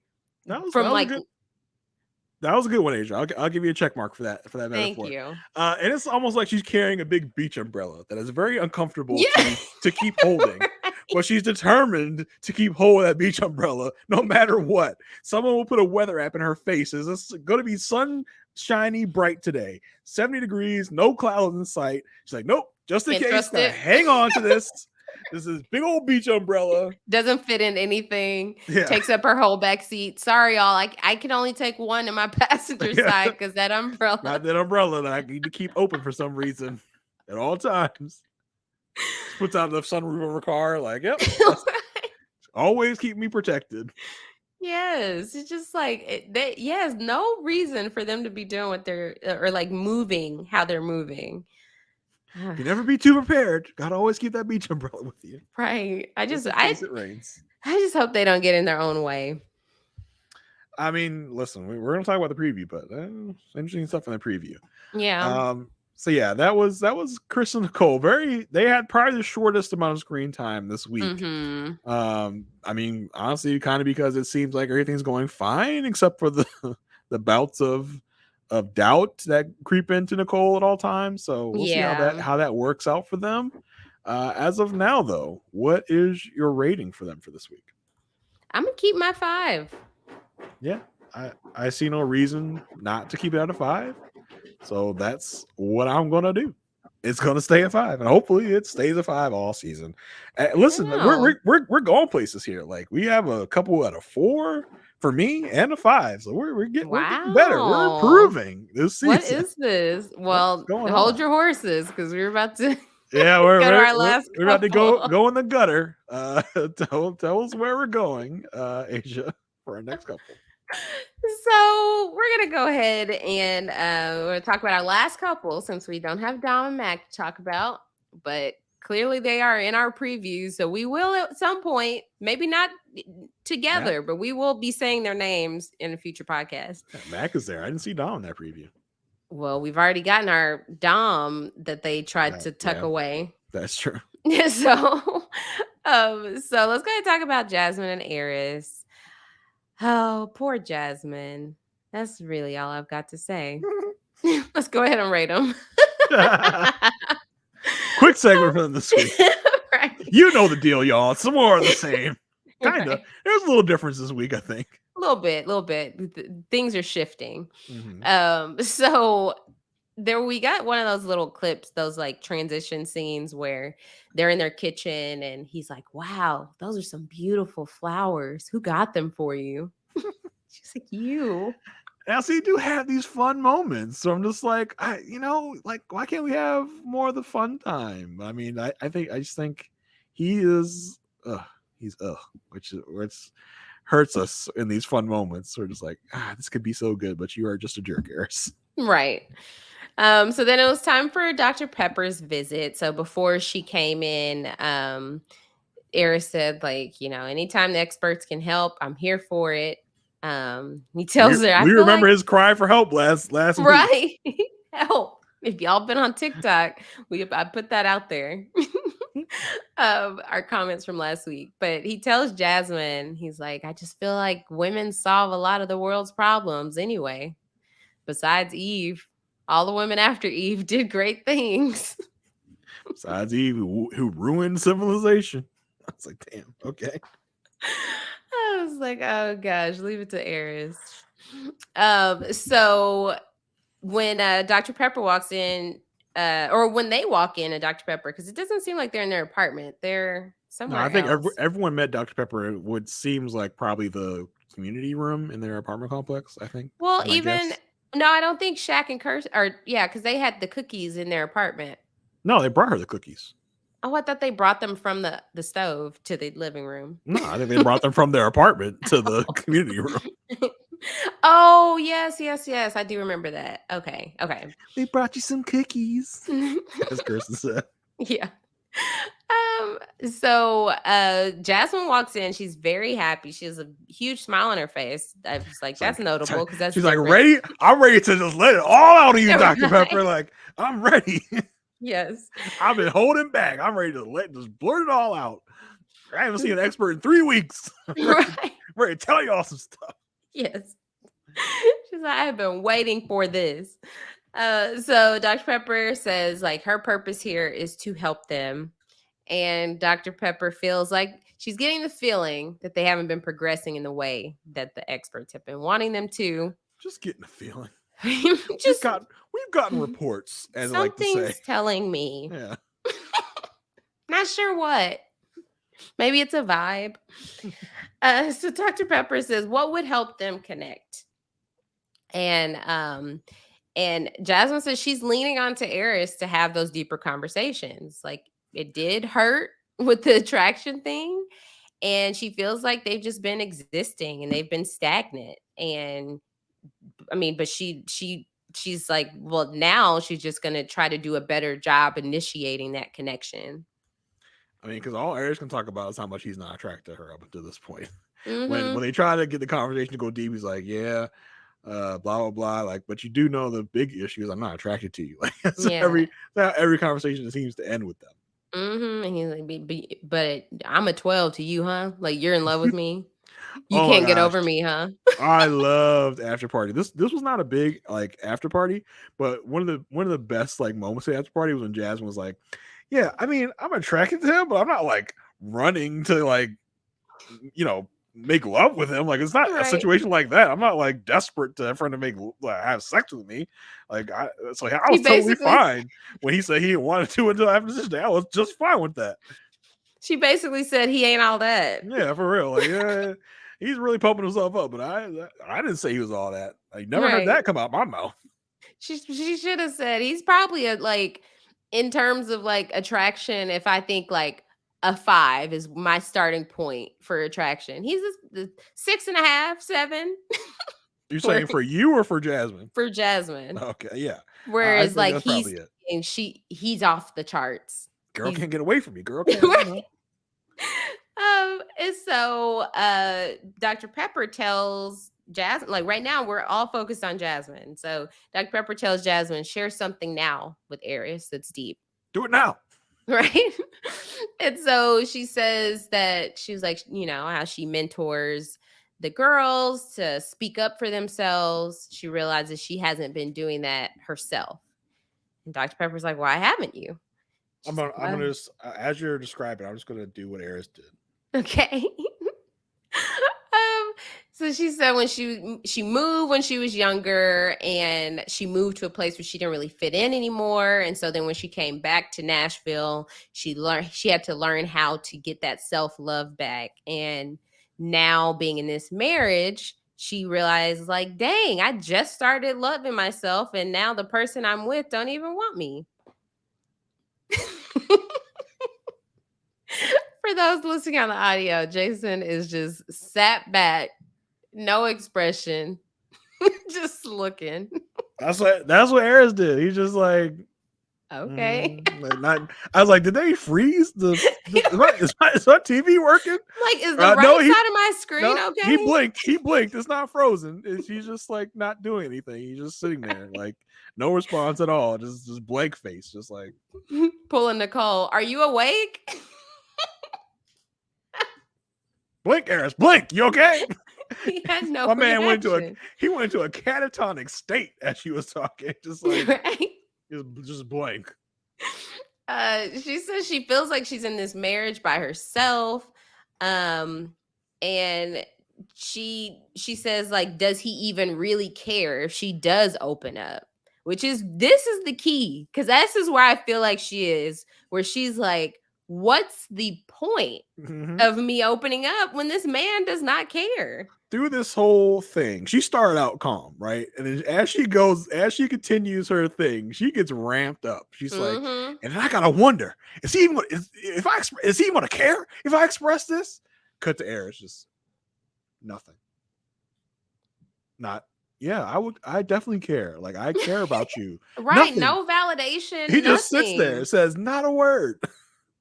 Like, I didn't even know if he's going to talk throughout the whole Dr. Pepper session. He didn't say a word, and they kept flashing to him on the couch saying nothing. Yep. Dead expression on his face. I kind of thought this was going to be a Jasmine vet session. They would just leave, like, and he's just there. Though this is when we get to the part that we saw in the preview where Dr. Pepper is like, well, have you thought that it might not be about you? And this has the same energy as, don't you think you're a bit young, that Pastor Cal told Dom? Because if you know that Airiss has the issue, why was he selected to be married at first sight? I don't know if they knew his issues ran. He was this extent, yeah. Yeah, so I don't know, but I think by the end of this, Dr. Pepper is like, damn, like messed up, huh? We messed up in Nashville. Yeah. This was not good. Right. Dr. Pepper, and so to that, Jasmine's like, no. And Dr. Pepper's like, he's 39 years old and he's having trouble having a connection. And that lack of connection could have nothing to do with you. As he sits there. Right. Just like, no response. Like, I don't think that's I think what the problem is. Like, nothing. He's just sitting there as everything's happening around him. Like, no response. Yeah. I was just like, is he okay? Can't he sleep with his eyes open and he's just asleep right now? Is that what's happening? Because it was... I kept thinking, like, say something there, say something, say anything. Let me know you're here. Right. So finally directed to him, or Dr. Pepper directed the conversation to him, and he says, like, he has experienced some major deaths in his life, like his father, one of his best friends in high school, one of his roommates in college got hit by a drunk driver his junior year of college. And so he has this fear of being close to someone. And Dr. Pepper's like, well, do you think that you got married at first sight to keep yourself from running? And he's like, well, yeah, maybe. No, he said, yeah, that's what I was hoping. Because she said, do you think you did this to stop yourself from running? He said, yeah, that's kind of what I was hoping it would happen. I'm like, wait, what? This is why you did this to... Like, as we have heard people say before, like, I want something to force me to be committed. If you hear someone say that, that means they should not have been picked for the show. Right. And as Pepper says that, at that moment, she's got to realize, like, yeah, we should not have picked this guy for the show. He said, like, he grew up missing out on a lot of the stuff, like coming home and seeing, like, his dad do stuff and, like, do stuff around the house. And Dr. Pepper said that he has to get over that fear that someone close to him will pass away. And then Dr. Pepper lets out a chuckle and says, I love that one too. She said, Jasmine, you got your work cut out for you. Dr. Pepper, you should not be chuckling. This is not funny. She's like, well, you got your work cut out for you. Wouldn't man want is to a be you, mess. girl. Wouldn't want to be you. Wouldn't want to be you. This man is a mess. I don't know how you gonna get out of this. I don't know how you're gonna make this work, but this is. Woo, I wouldn't want to be you right now. Oh my god. How did you end up with this man? You guy's should know how to pick terrible. him, Jasmine. Who told you to marry him? Oh, me? Oh, damn. Ooh, my being. My bad, Joe. Oh, Oh, you mean you didn't select him? My bad. how can you laugh at a time like this, Dr. Pepper, and say something like that? Like that is the Pepper version of maybe you were too young for this. Mhm. Oh, why did you Literally. do this? Do better, y'all. Do better. I Please. really, really hope that this season has woken them up, and by the time we get to Denver next season, that they will have learned some lessons, and they will try and do better. I can hope. I don't have much hope in my hope. Fingers crossed. Yeah, man, because this season is something else. Like I feel like they were asleep at the wheel for this season for sure. And it's not even like they were preoccupied by something else. Like it'd be different if one of the spinoffs were happening right now. Mm-hmm. You know, then I'm like, okay, that makes sense. That's how I try to explain away Houston. I'm like, they did the Unmatchables, and like that was, that's why. But this, what was the reason? Here's the thing with casting, right? And I feel like the way they cast the show is partly to blame, because I feel like before we used to have quote unquote normal people, but I feel like they are trying to cast with more of a eye towards TV moments, characters. We're not getting any more Anthony and Ashley's. We're not getting any more Bobby and Danielle's. We are not getting the boring couple that don't bring us right. We don't get any. Even Brianna and Vincent had some interesting moments where that's why I was like Brianna, yeah, because Vincent, the character. Vincent has some odd moments. Champagne but like, Vinny. but it just feels like since like I think season 10 awoken something in them, because that cast was so dysfunctional with its multiple dysfunctional people. They're like, oh my god, this is so messy, so much drama. We need more stuff like this, and we should be casting more like this. And maybe by the time that show ended, they'd already cast season 11, which is a mostly drama free season. I mean, of course, it did have the pandemic. Yeah, I mean, even that guy was still a little boring. He wasn't messy drama. He was just kind of dumb drama. And by the time we get to season 12, we have to have people like Chris, like Virginia. So I think that's part of the issue. I just, they need to kind of come back a little bit to casting more normal people. Yeah, it's like y'all need to regroup. Yes, for sure. Go back to the drawing board, because this formula that y'all got going on right now is leaving us with the couples like we had this season. We are barely hanging on. For the past 4 seasons, we have gotten not great result. Right. So after Dr. Pepper laughs and does all that, she laughs in her face. In her face. She might as well point it. Sucks to be you. Sucks to be you. She tells Jasmine to give Airiss, some give him support. And she said, me? Give him support? Right. That's her takeaway. I need to give him more support. Like, I haven't been doing enough. Now I need more.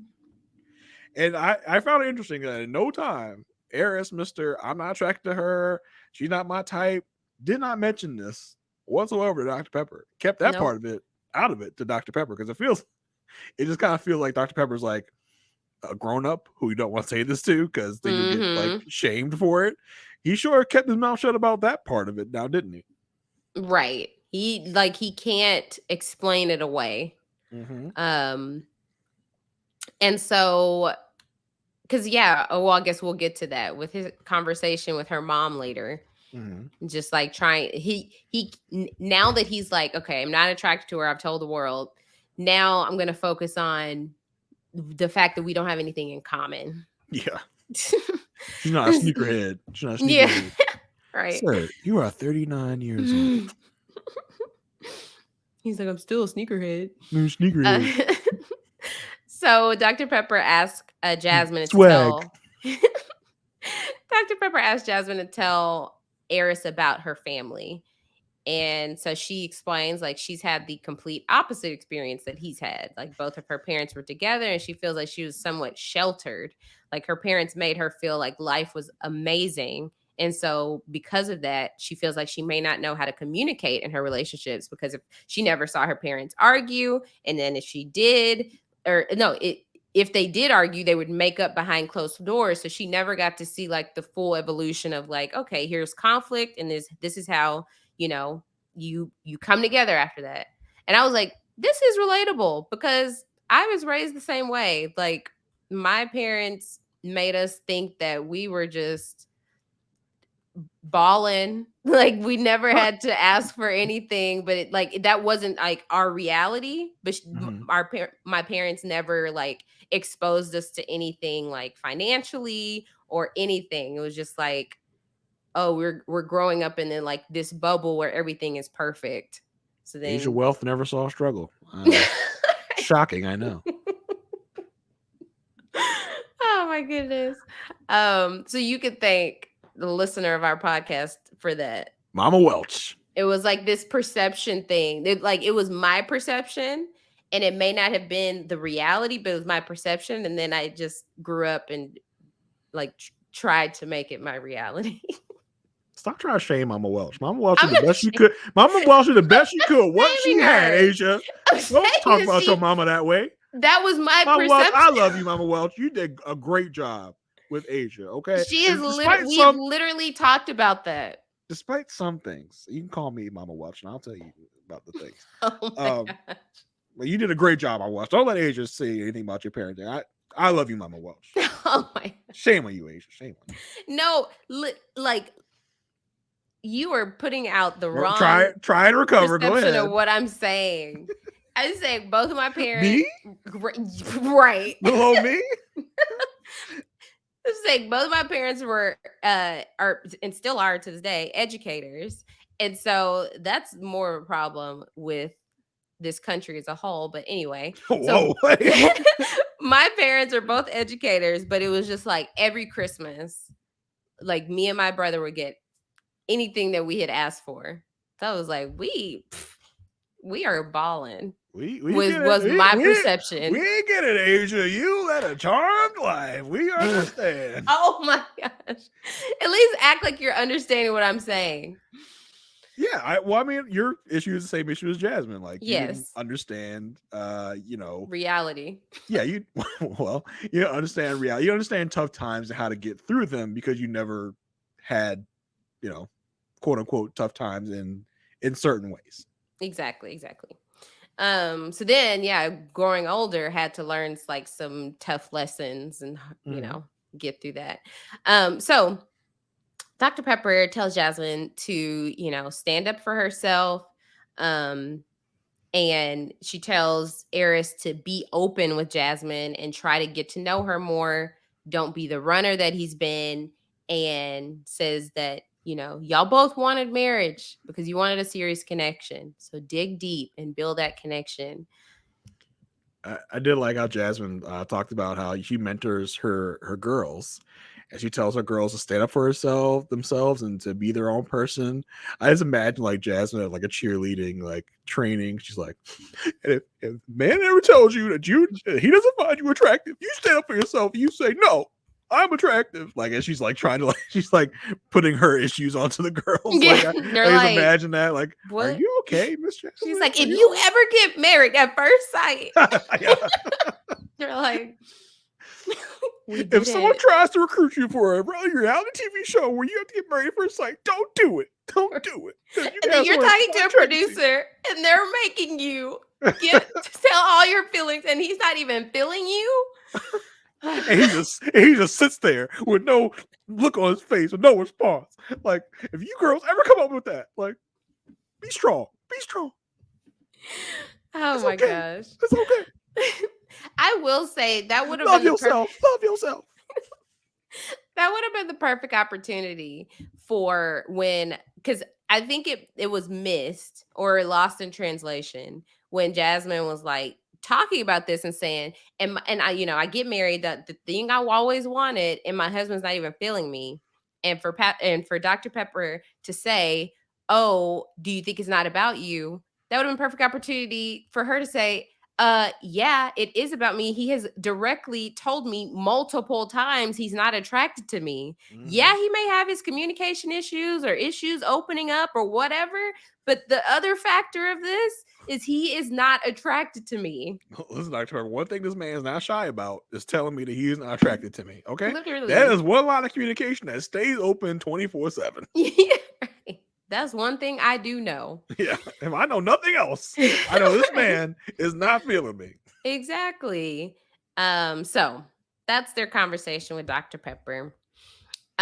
So they do their questions in a jar. And so he takes the lead on reading all the questions. So he asks, "What will make you feel secure in our marriage?" She was like, mind you, this whole conversation, he's sitting like at their little bar area and she's standing in the kitchen. So this isn't like we're about to connect deeply, like sitting on the couch or both sitting like in a comfortable position. She's standing as if like let's wrap this up because I got somewhere to be. Like, or I'm moving on. I got lasagna in the oven. Right. She's in the middle of making HelloFresh and he's asking these questions. Not a sponsor yet. Right. Exactly. This is not Big Brother Canada. So he asked, "What will make you feel more secure in our marriage?" She's like, "I can't really think of anything." Then he says, "Okay, what's the thing that you would like to tell? What's the one thing you would like to tell me about your upbringing?" She's like, "Well, I feel like we've tackled that." He said, "Okay," puts the question away. Next question: "The thing that I've waited to tell you until I've known you longer is," she's like, "I don't think there is anything I haven't not told you." Then, okay, put that question away. He said, "Okay, the hardest thing I've had to forgive is," she says, "You go first."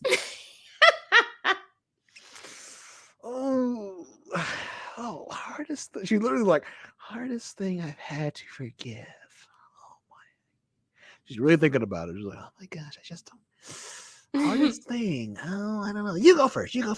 Right. Like, she has the thinking face on. There's scrunching up her nothing. face. I got nothing for you.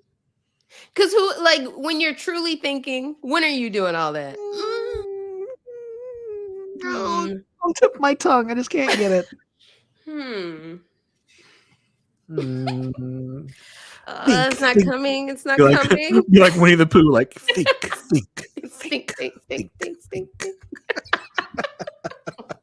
Oh, bother.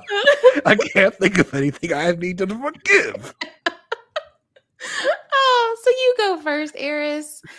So we get a confessional from Airiss, and he's like, "It seems like she's struggling to come up with things, but she's the one that like wanted to go deeper."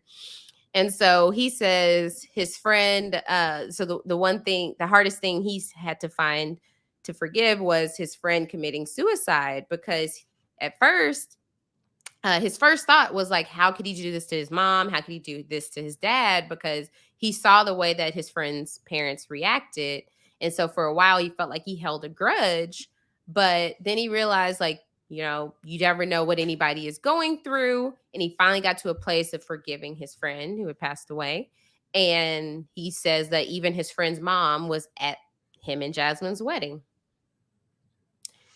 Which that is a tough topic, because a lot of people have those thoughts when not understanding the mental place that people get to when they get to that point of wanting to commit suicide. I mean, listen, for all of Airiss's faults, he did go pretty deep in the episode. Was deep with both this conversation and with the Pepper conversation earlier. Mm-hmm. So we can give him that he is opening up more. Mm-hmm. I feel like this is the first episode we've really dealt with this. Like, oh, he's not opening up. I don't think we'd heard about that till this episode, right? Like, I feel like most of their issue has been, the one big issue is like, he's not feeling her, he's not attracted to her, blah blah. I feel like this kind of came up just out of nowhere. Like, oh yeah, he doesn't open up. Like, oh really? I didn't even get that. Like, I didn't even get that feeling from him before this episode. But even Jasmine during the Pepper conversation, she's like, see, I didn't know any of this about how he felt about this until now. So I think that's interesting as well. But yeah, I will give him that he opened up, and Jasmine, seems to be shutting down. We've had this all season, right? People going different levels, up and down, up and it's down. It's like on the X and Y axis, she started super high, he started super low, and now that he's finally coming on board to wanting to try, she's already like, oh, are we just gonna forget this past month about how you've made me feel? Like, I am very close to being checked out. So really, in this situation, she really should have answered first. She should have came up with something, because now he shared this very deeply personal story, and then he's like, okay, what about you? And she's like, well, nothing's really coming to me. That was so hard. I was totally ignoring your story and trying to think about things to say, and I still got nothing. I'm sorry. Now, do we think this was like clever editing? Because we did have tons of questions in that fishbowl. Were these just the ones that she could come up with something for? Or was she truly done? Well, yeah, I mean, like, if it's something, yeah, for sure. Like, they definitely didn't air all of the questions, because there were maybe a couple we heard with another couple that we didn't hear with them, because they clearly did have all the same questions. Yeah. But yeah, they definitely intentionally pointed out how she was not willing to share it now. And so we get a confessional from him saying he feels like he's going deep, and so he's really confused. Mm-hmm. And so I think it is pretty accurate though, but she couldn't even really explain this on After Party. She was saying stuff, but it wasn't making any sense. She's like, I don't know, I just sometimes you want to share, sometimes you don't. Sometimes some things gonna be you don't want to share stuff. It wasn't making sense to me. The key was that she knows this man is not feeling her and her words. So why share? I guess. But she's like, I've been trying. I've been giving my, like, she's exhausted at this point. And I feel like I saw in her conversation with Dr. Pepper, the more and more she talked and the more she realized like how she is feeling in this moment based on all of their interactions, she looked so stressed. It's like she needs a nap. But part of that is mindset, right? Like it's a way of being to refuse to answer questions. Like you're not helping yourself by the time someone wants to come around to you that you're like, no. I mean, we chastise. No, she doesn't want to. Like she's shutting down. Yeah, I mean, we chastised Shaq for this last week, and now it's Jasmine's turn. As she'd be like, I mean, as Rudy pointed out on After Party, now Jasmine's just like, no, now I don't want to. How about that? It's kind of, and I understand. It's different. Yes. She's been going through it. I understand, but so was Shaq. And now it's like, I just think it's a little much to just now refuse to follow along with with the exercises that are happening. I feel like it came later than I thought it would. I felt like she should have been given up a little before the 1 month anniversary last week. It was just like, this man has repeatedly shown that he couldn't be further from interested. And then, like even up to at the month anniversary saying, let's just take sex off the table so I can stop being bothered with it. So she's like, oh no, not sex. She's like, okay, I'm fine with that. I just feel like Airiss is not the same as Kirsten. In comparing their relationships. Like, I feel like even with Kirsten's initial reasons for being unattracted to Shaq, she was still there and present, and it didn't feel like, oh, she's checked out, as if like with Airiss, it's like, oh, he's counting down the days. I never felt like Kirsten was counting down the days to just be done with this. Yeah, I guess so. I just think I think it's a tad bit petty for now that Airiss is opening up Jasmine, like, nope. But why not should doing it now. she? Why should she? Because she wants this to work, and this may or may not work. But I think if we want I don't to know if she say, wants it to anymore, though. Why would you okay, want it to work with somebody who doesn't value you? I understand. Fine. I mean, that's fine. I'm not saying that Jasmine is all wrong for this. I'm just saying it's a little petty to be like, now don't answer. How about I that? don't blame her. It's fine. It's fine. She's been put through a lot. She has a right to be You're petty. like, I guess. No, she has a right to be petty. I will give her the right to be petty, but I'm just acknowledging that it's a little Putting bit it out there. Yeah, I'm just putting it out there. So in a weird circumstance, I don't know what the occasion for this was. Jasmine's mom comes over to talk to Airiss.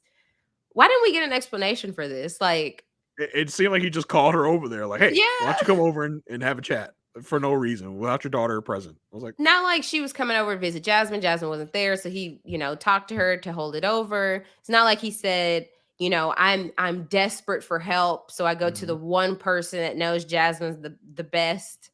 Yeah. Like, it's just she came over, so they talked. And so he said, like, Jasmine's mom is here, so I'd like to ask her for advice to draw deeper responses out of Jasmine. I mean, maybe he did call her specifically in a response to Jasmine shutting down. Maybe, but the most animated I think I've ever seen Airiss through this whole season is he's talking about, it's always a joy to see Jasmine's mom. I am so excited that Jasmine's mom is here. Like, I was like, who is this guy? Like, who was so like pumped to talk to someone? He has never had this kind of like reaction to Jasmine. It's always been just, yeah, crazy, right? Now she's like, oh my god, I can't wait to. I'm so happy to see her. It's a joy to see her. He has never described talking to Jasmine this way. He literally said it's a joy to see her mom. Joy. Yeah. Yeah, he was excited. So her mom says, how's everything been going? He says it's going. It's just a lot. And then her mom asked how he feels about Duchess. And so then she was like, I heard about like the shoe, and we get a flashback to Duchess chewed on Airiss's shoe and ruined it. And he is like, he was mad, but he was surprised at how quickly he got over it. It'll happen. Some dogs love shoes. I will tell you, Pepper was not a shoe girly. Cinnamon is a shoe girly. I cannot leave my shoes on the ground because one of them will be somewhere else. Oh, no. She just grabs it. She just likes to run with them, though. She hasn't ruined a pair of shoes yet. But she just likes not my Louboutins. Not the Jimmy Choos. No. Oh my goodness. Other very expensive shoe brand, not that.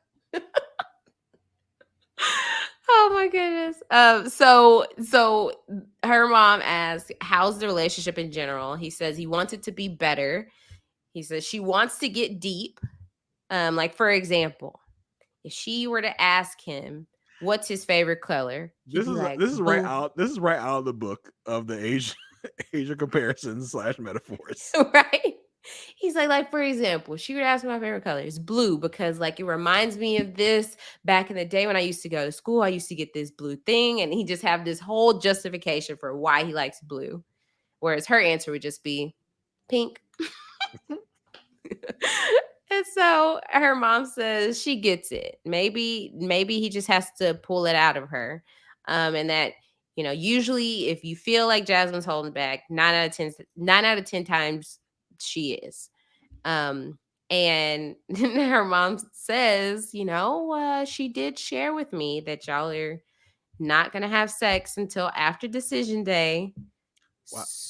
Why, Yvette? Why you have to share? Why did this need to come up? Why are we talking about this? Are you about to try to convince him to change his mind about it? Like, so Airiss, I heard that you're refusing to blow my daughter's back out. Not the conversation I'll be having with my wife's mom. Right. And she's like, well, like, I'm not saying, like, I'm not telling you to, but I'm just saying, like, what if something happens out of nowhere? And like, I was like, wait, what are you saying right now? Yeah, I didn't know what she was trying to say. She's like, anything can happen, and then you will miss the opportunity. Like, what? Are you saying like, what if we die tomorrow and we never had the chance to That's have what sex? I was like, is that what you're saying? What? And so he's like, you better get it in while you're both still alive and healthy. That's literally what it sounded like she was trying to say. And so he says like he likes connections, and a lot of times it comes from like a shared interest, and that's why he's been trying to ask questions to see what they have in common. And we get a confessional from her mom saying that she likes the fact that he is open, and Jasmine is just in her head, and she's just gonna be praying for them. And so then her mom tells her mom tells him that they both overthink, and that it's going to be a hindrance to both of them. So it's up to them and what they're willing to sacrifice. So, yikes. Yeah, that was it for Jasmine and Airiss this week. Jasmine is done, in my opinion. Dunner than done. And Airiss is like, wait. I thought I was a 15. Why are you done? I know I was done, but why are you done? let me go ahead and put up some effort, I guess.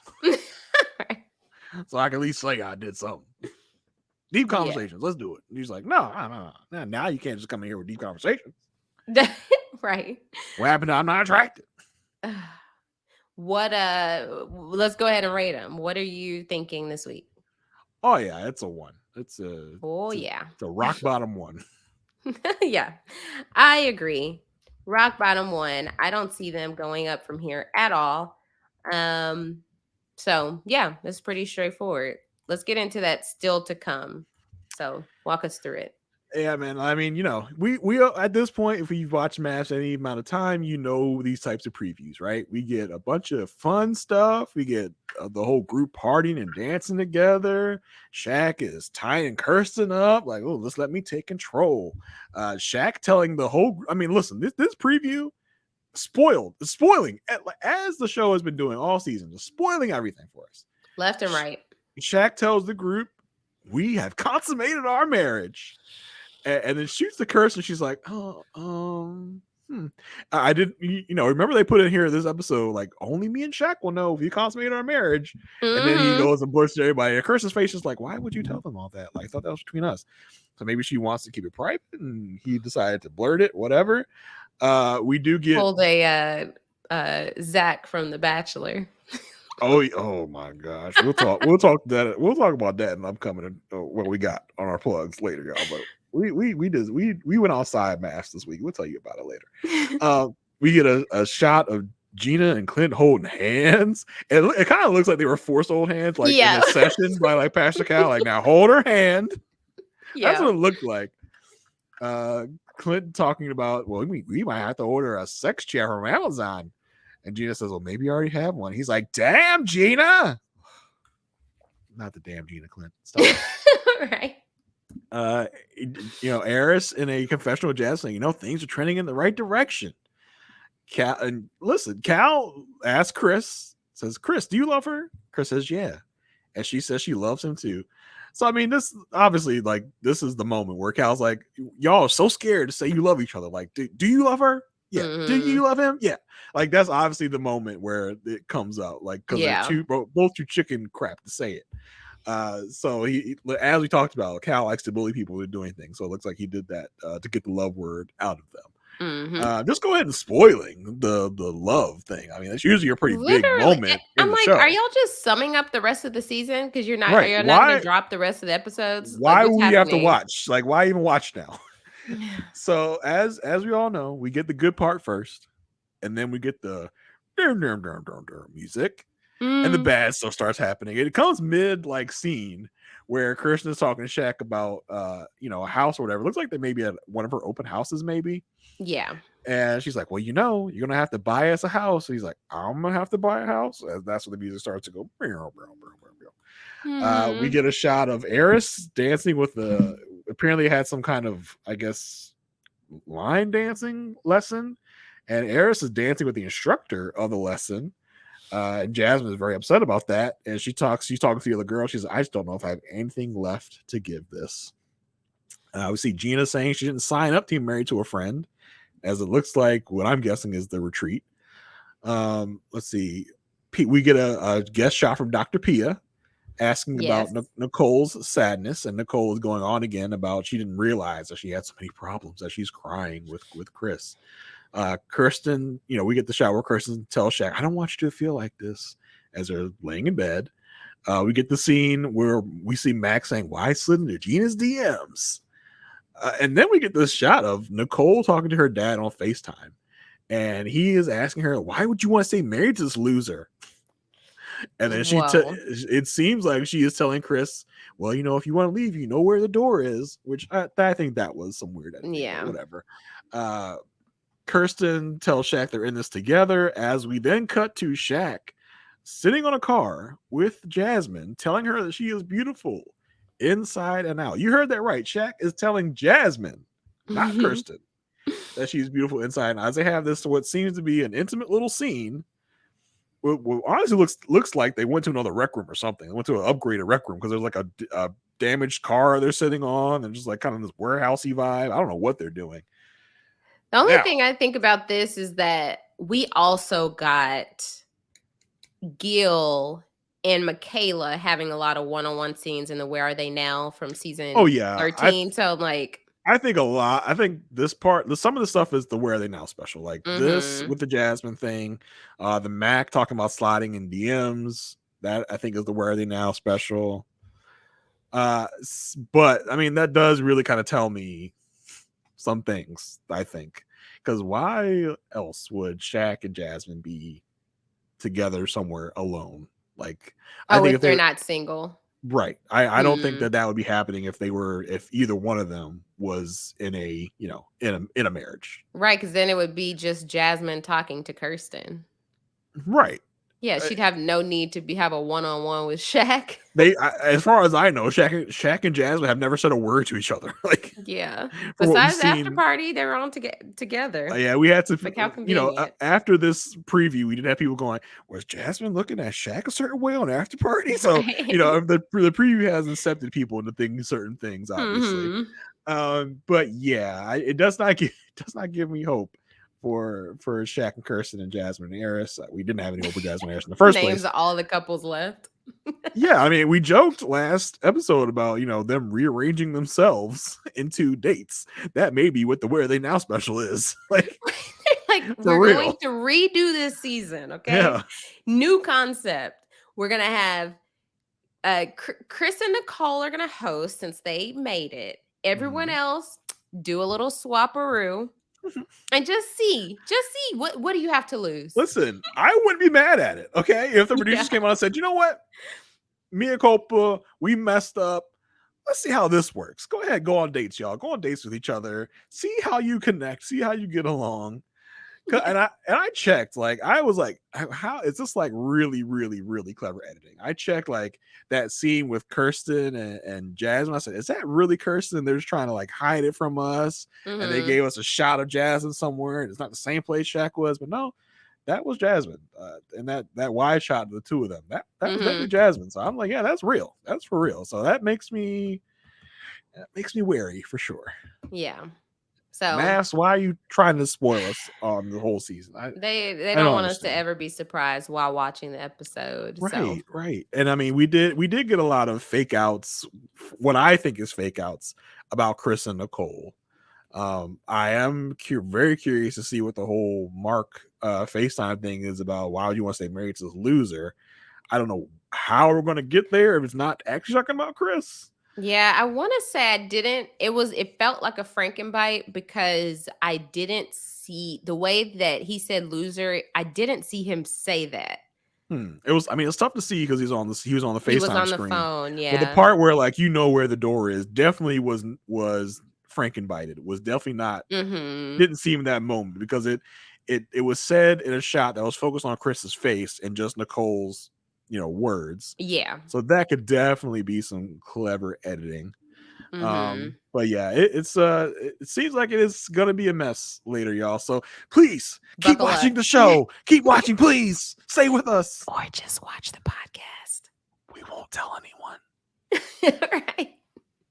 Your secret is safe with us. We will not tell Pastor Cal and Dr. Pepper if y'all But only listen to the podcast. But listen, you may just tape the Married at First Sight, because Married at First Sight still needs the ratings, so they keep the show on, So so we we can can keep come doing back. the podcast. So maybe just set the DVR or set your TV up and to have it on that channel, but you don't have to watch it. Okay, it's all right. We won't tell. No, as Can you guess Asia which gets one? her, I'm gonna say this is Cinnamon. Yes. Hey, she looks younger. Pepper. She looks like a baby. Pepper Yeah. looks what, seasoned? I was gonna say something. I was like, no, don't talk about a lady that way. So I said, I'm gonna keep my comments to myself. Oh, you were tired. Did So y'all hear that? She said, you were tired. As Cinnamon yawns at her face. You were tired. you were tired, baby. It's okay. Y'all get a taste of what I get pre and post show.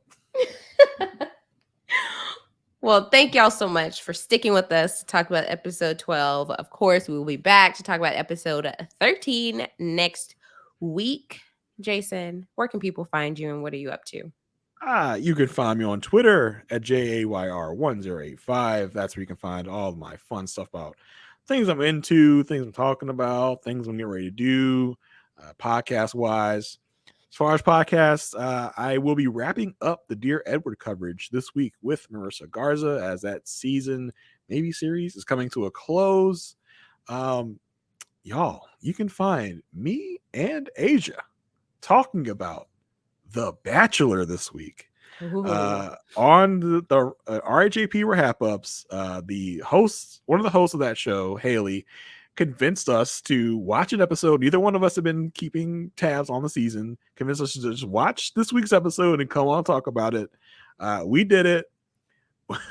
Boy, I tell you, we had a lot of fun watching this ridiculous show. There's a lady on there that I think could give Nicole a run for her money in the insecurity department. For those of you watching, you know who it is. That would be Gabby. I think could give Nicole a run for her money in the, I hate myself department. So yeah, we had a lot of fun doing that. So you can check us out there on the Bachelor RHAPup on this here network. Yeah, that's about it. There's stuff coming up, but I'll talk about it on my Twitter when it comes up. Asia, what about you? Yeah, so y'all can follow me on Twitter and TikTok at Aysha like Asia. That's AYSHA like ASIA. Yes, had a blast talking about the Bachelor. Even though I'd set out this season, I was just caught up starting at the Women Tell All. So hometowns, Women Tell All, and then this episode we talked about the overnights was very juicy. So make sure you go check it out. And then also Love is Blind. It's back. Season 4 drops. By the time you're listening to this, season 4 is out. So Mary Kwiatkowski and I will be back to talk about this season. So stay tuned for the recap of this first batch of episodes. They are releasing episodes 1 through 5 this week. So stay tuned. If you subscribe to the Love at First Sight feed, you will get the podcast there. So go listen or go watch all of Love is Blind and then come listen to us give our reactions about this new batch of singles who are deciding to get engaged sight unseen. So very similar concept if you've never checked it out. It is on Netflix. So check it out if you never have. And then also Big Brother Canada is in full swing. So you can catch me here and there. This week I was on an update with Taryn. So, they're not doing live feed. So we did a digital daily update. So that was something. Just recapping a 2-hour episode that they, or 2-hour video that they dropped online. And then I believe that is it for now that I want to highlight. But if anything that I'm coming up or anything that I'll be on that's coming up, I will just tweet about it. So you can just follow me there and get any new news there. So yes, we will be back next week to talk about episode 13. Thank you so much for sticking with us. Make sure to go join the Facebook group with the Facebook password Masculine Desirous Self. If you look up a Perfect Batch podcast, also make sure that you subscribe, rate, and review the Love at First Sight feed. And also make sure you subscribe to the Rob Has a Podcast YouTube channel because we are here on YouTube. If you're looking at us, then you know that. But if you're listening to us, you may have not known that. So We will be back next week, so we'll catch y'all then. Bye.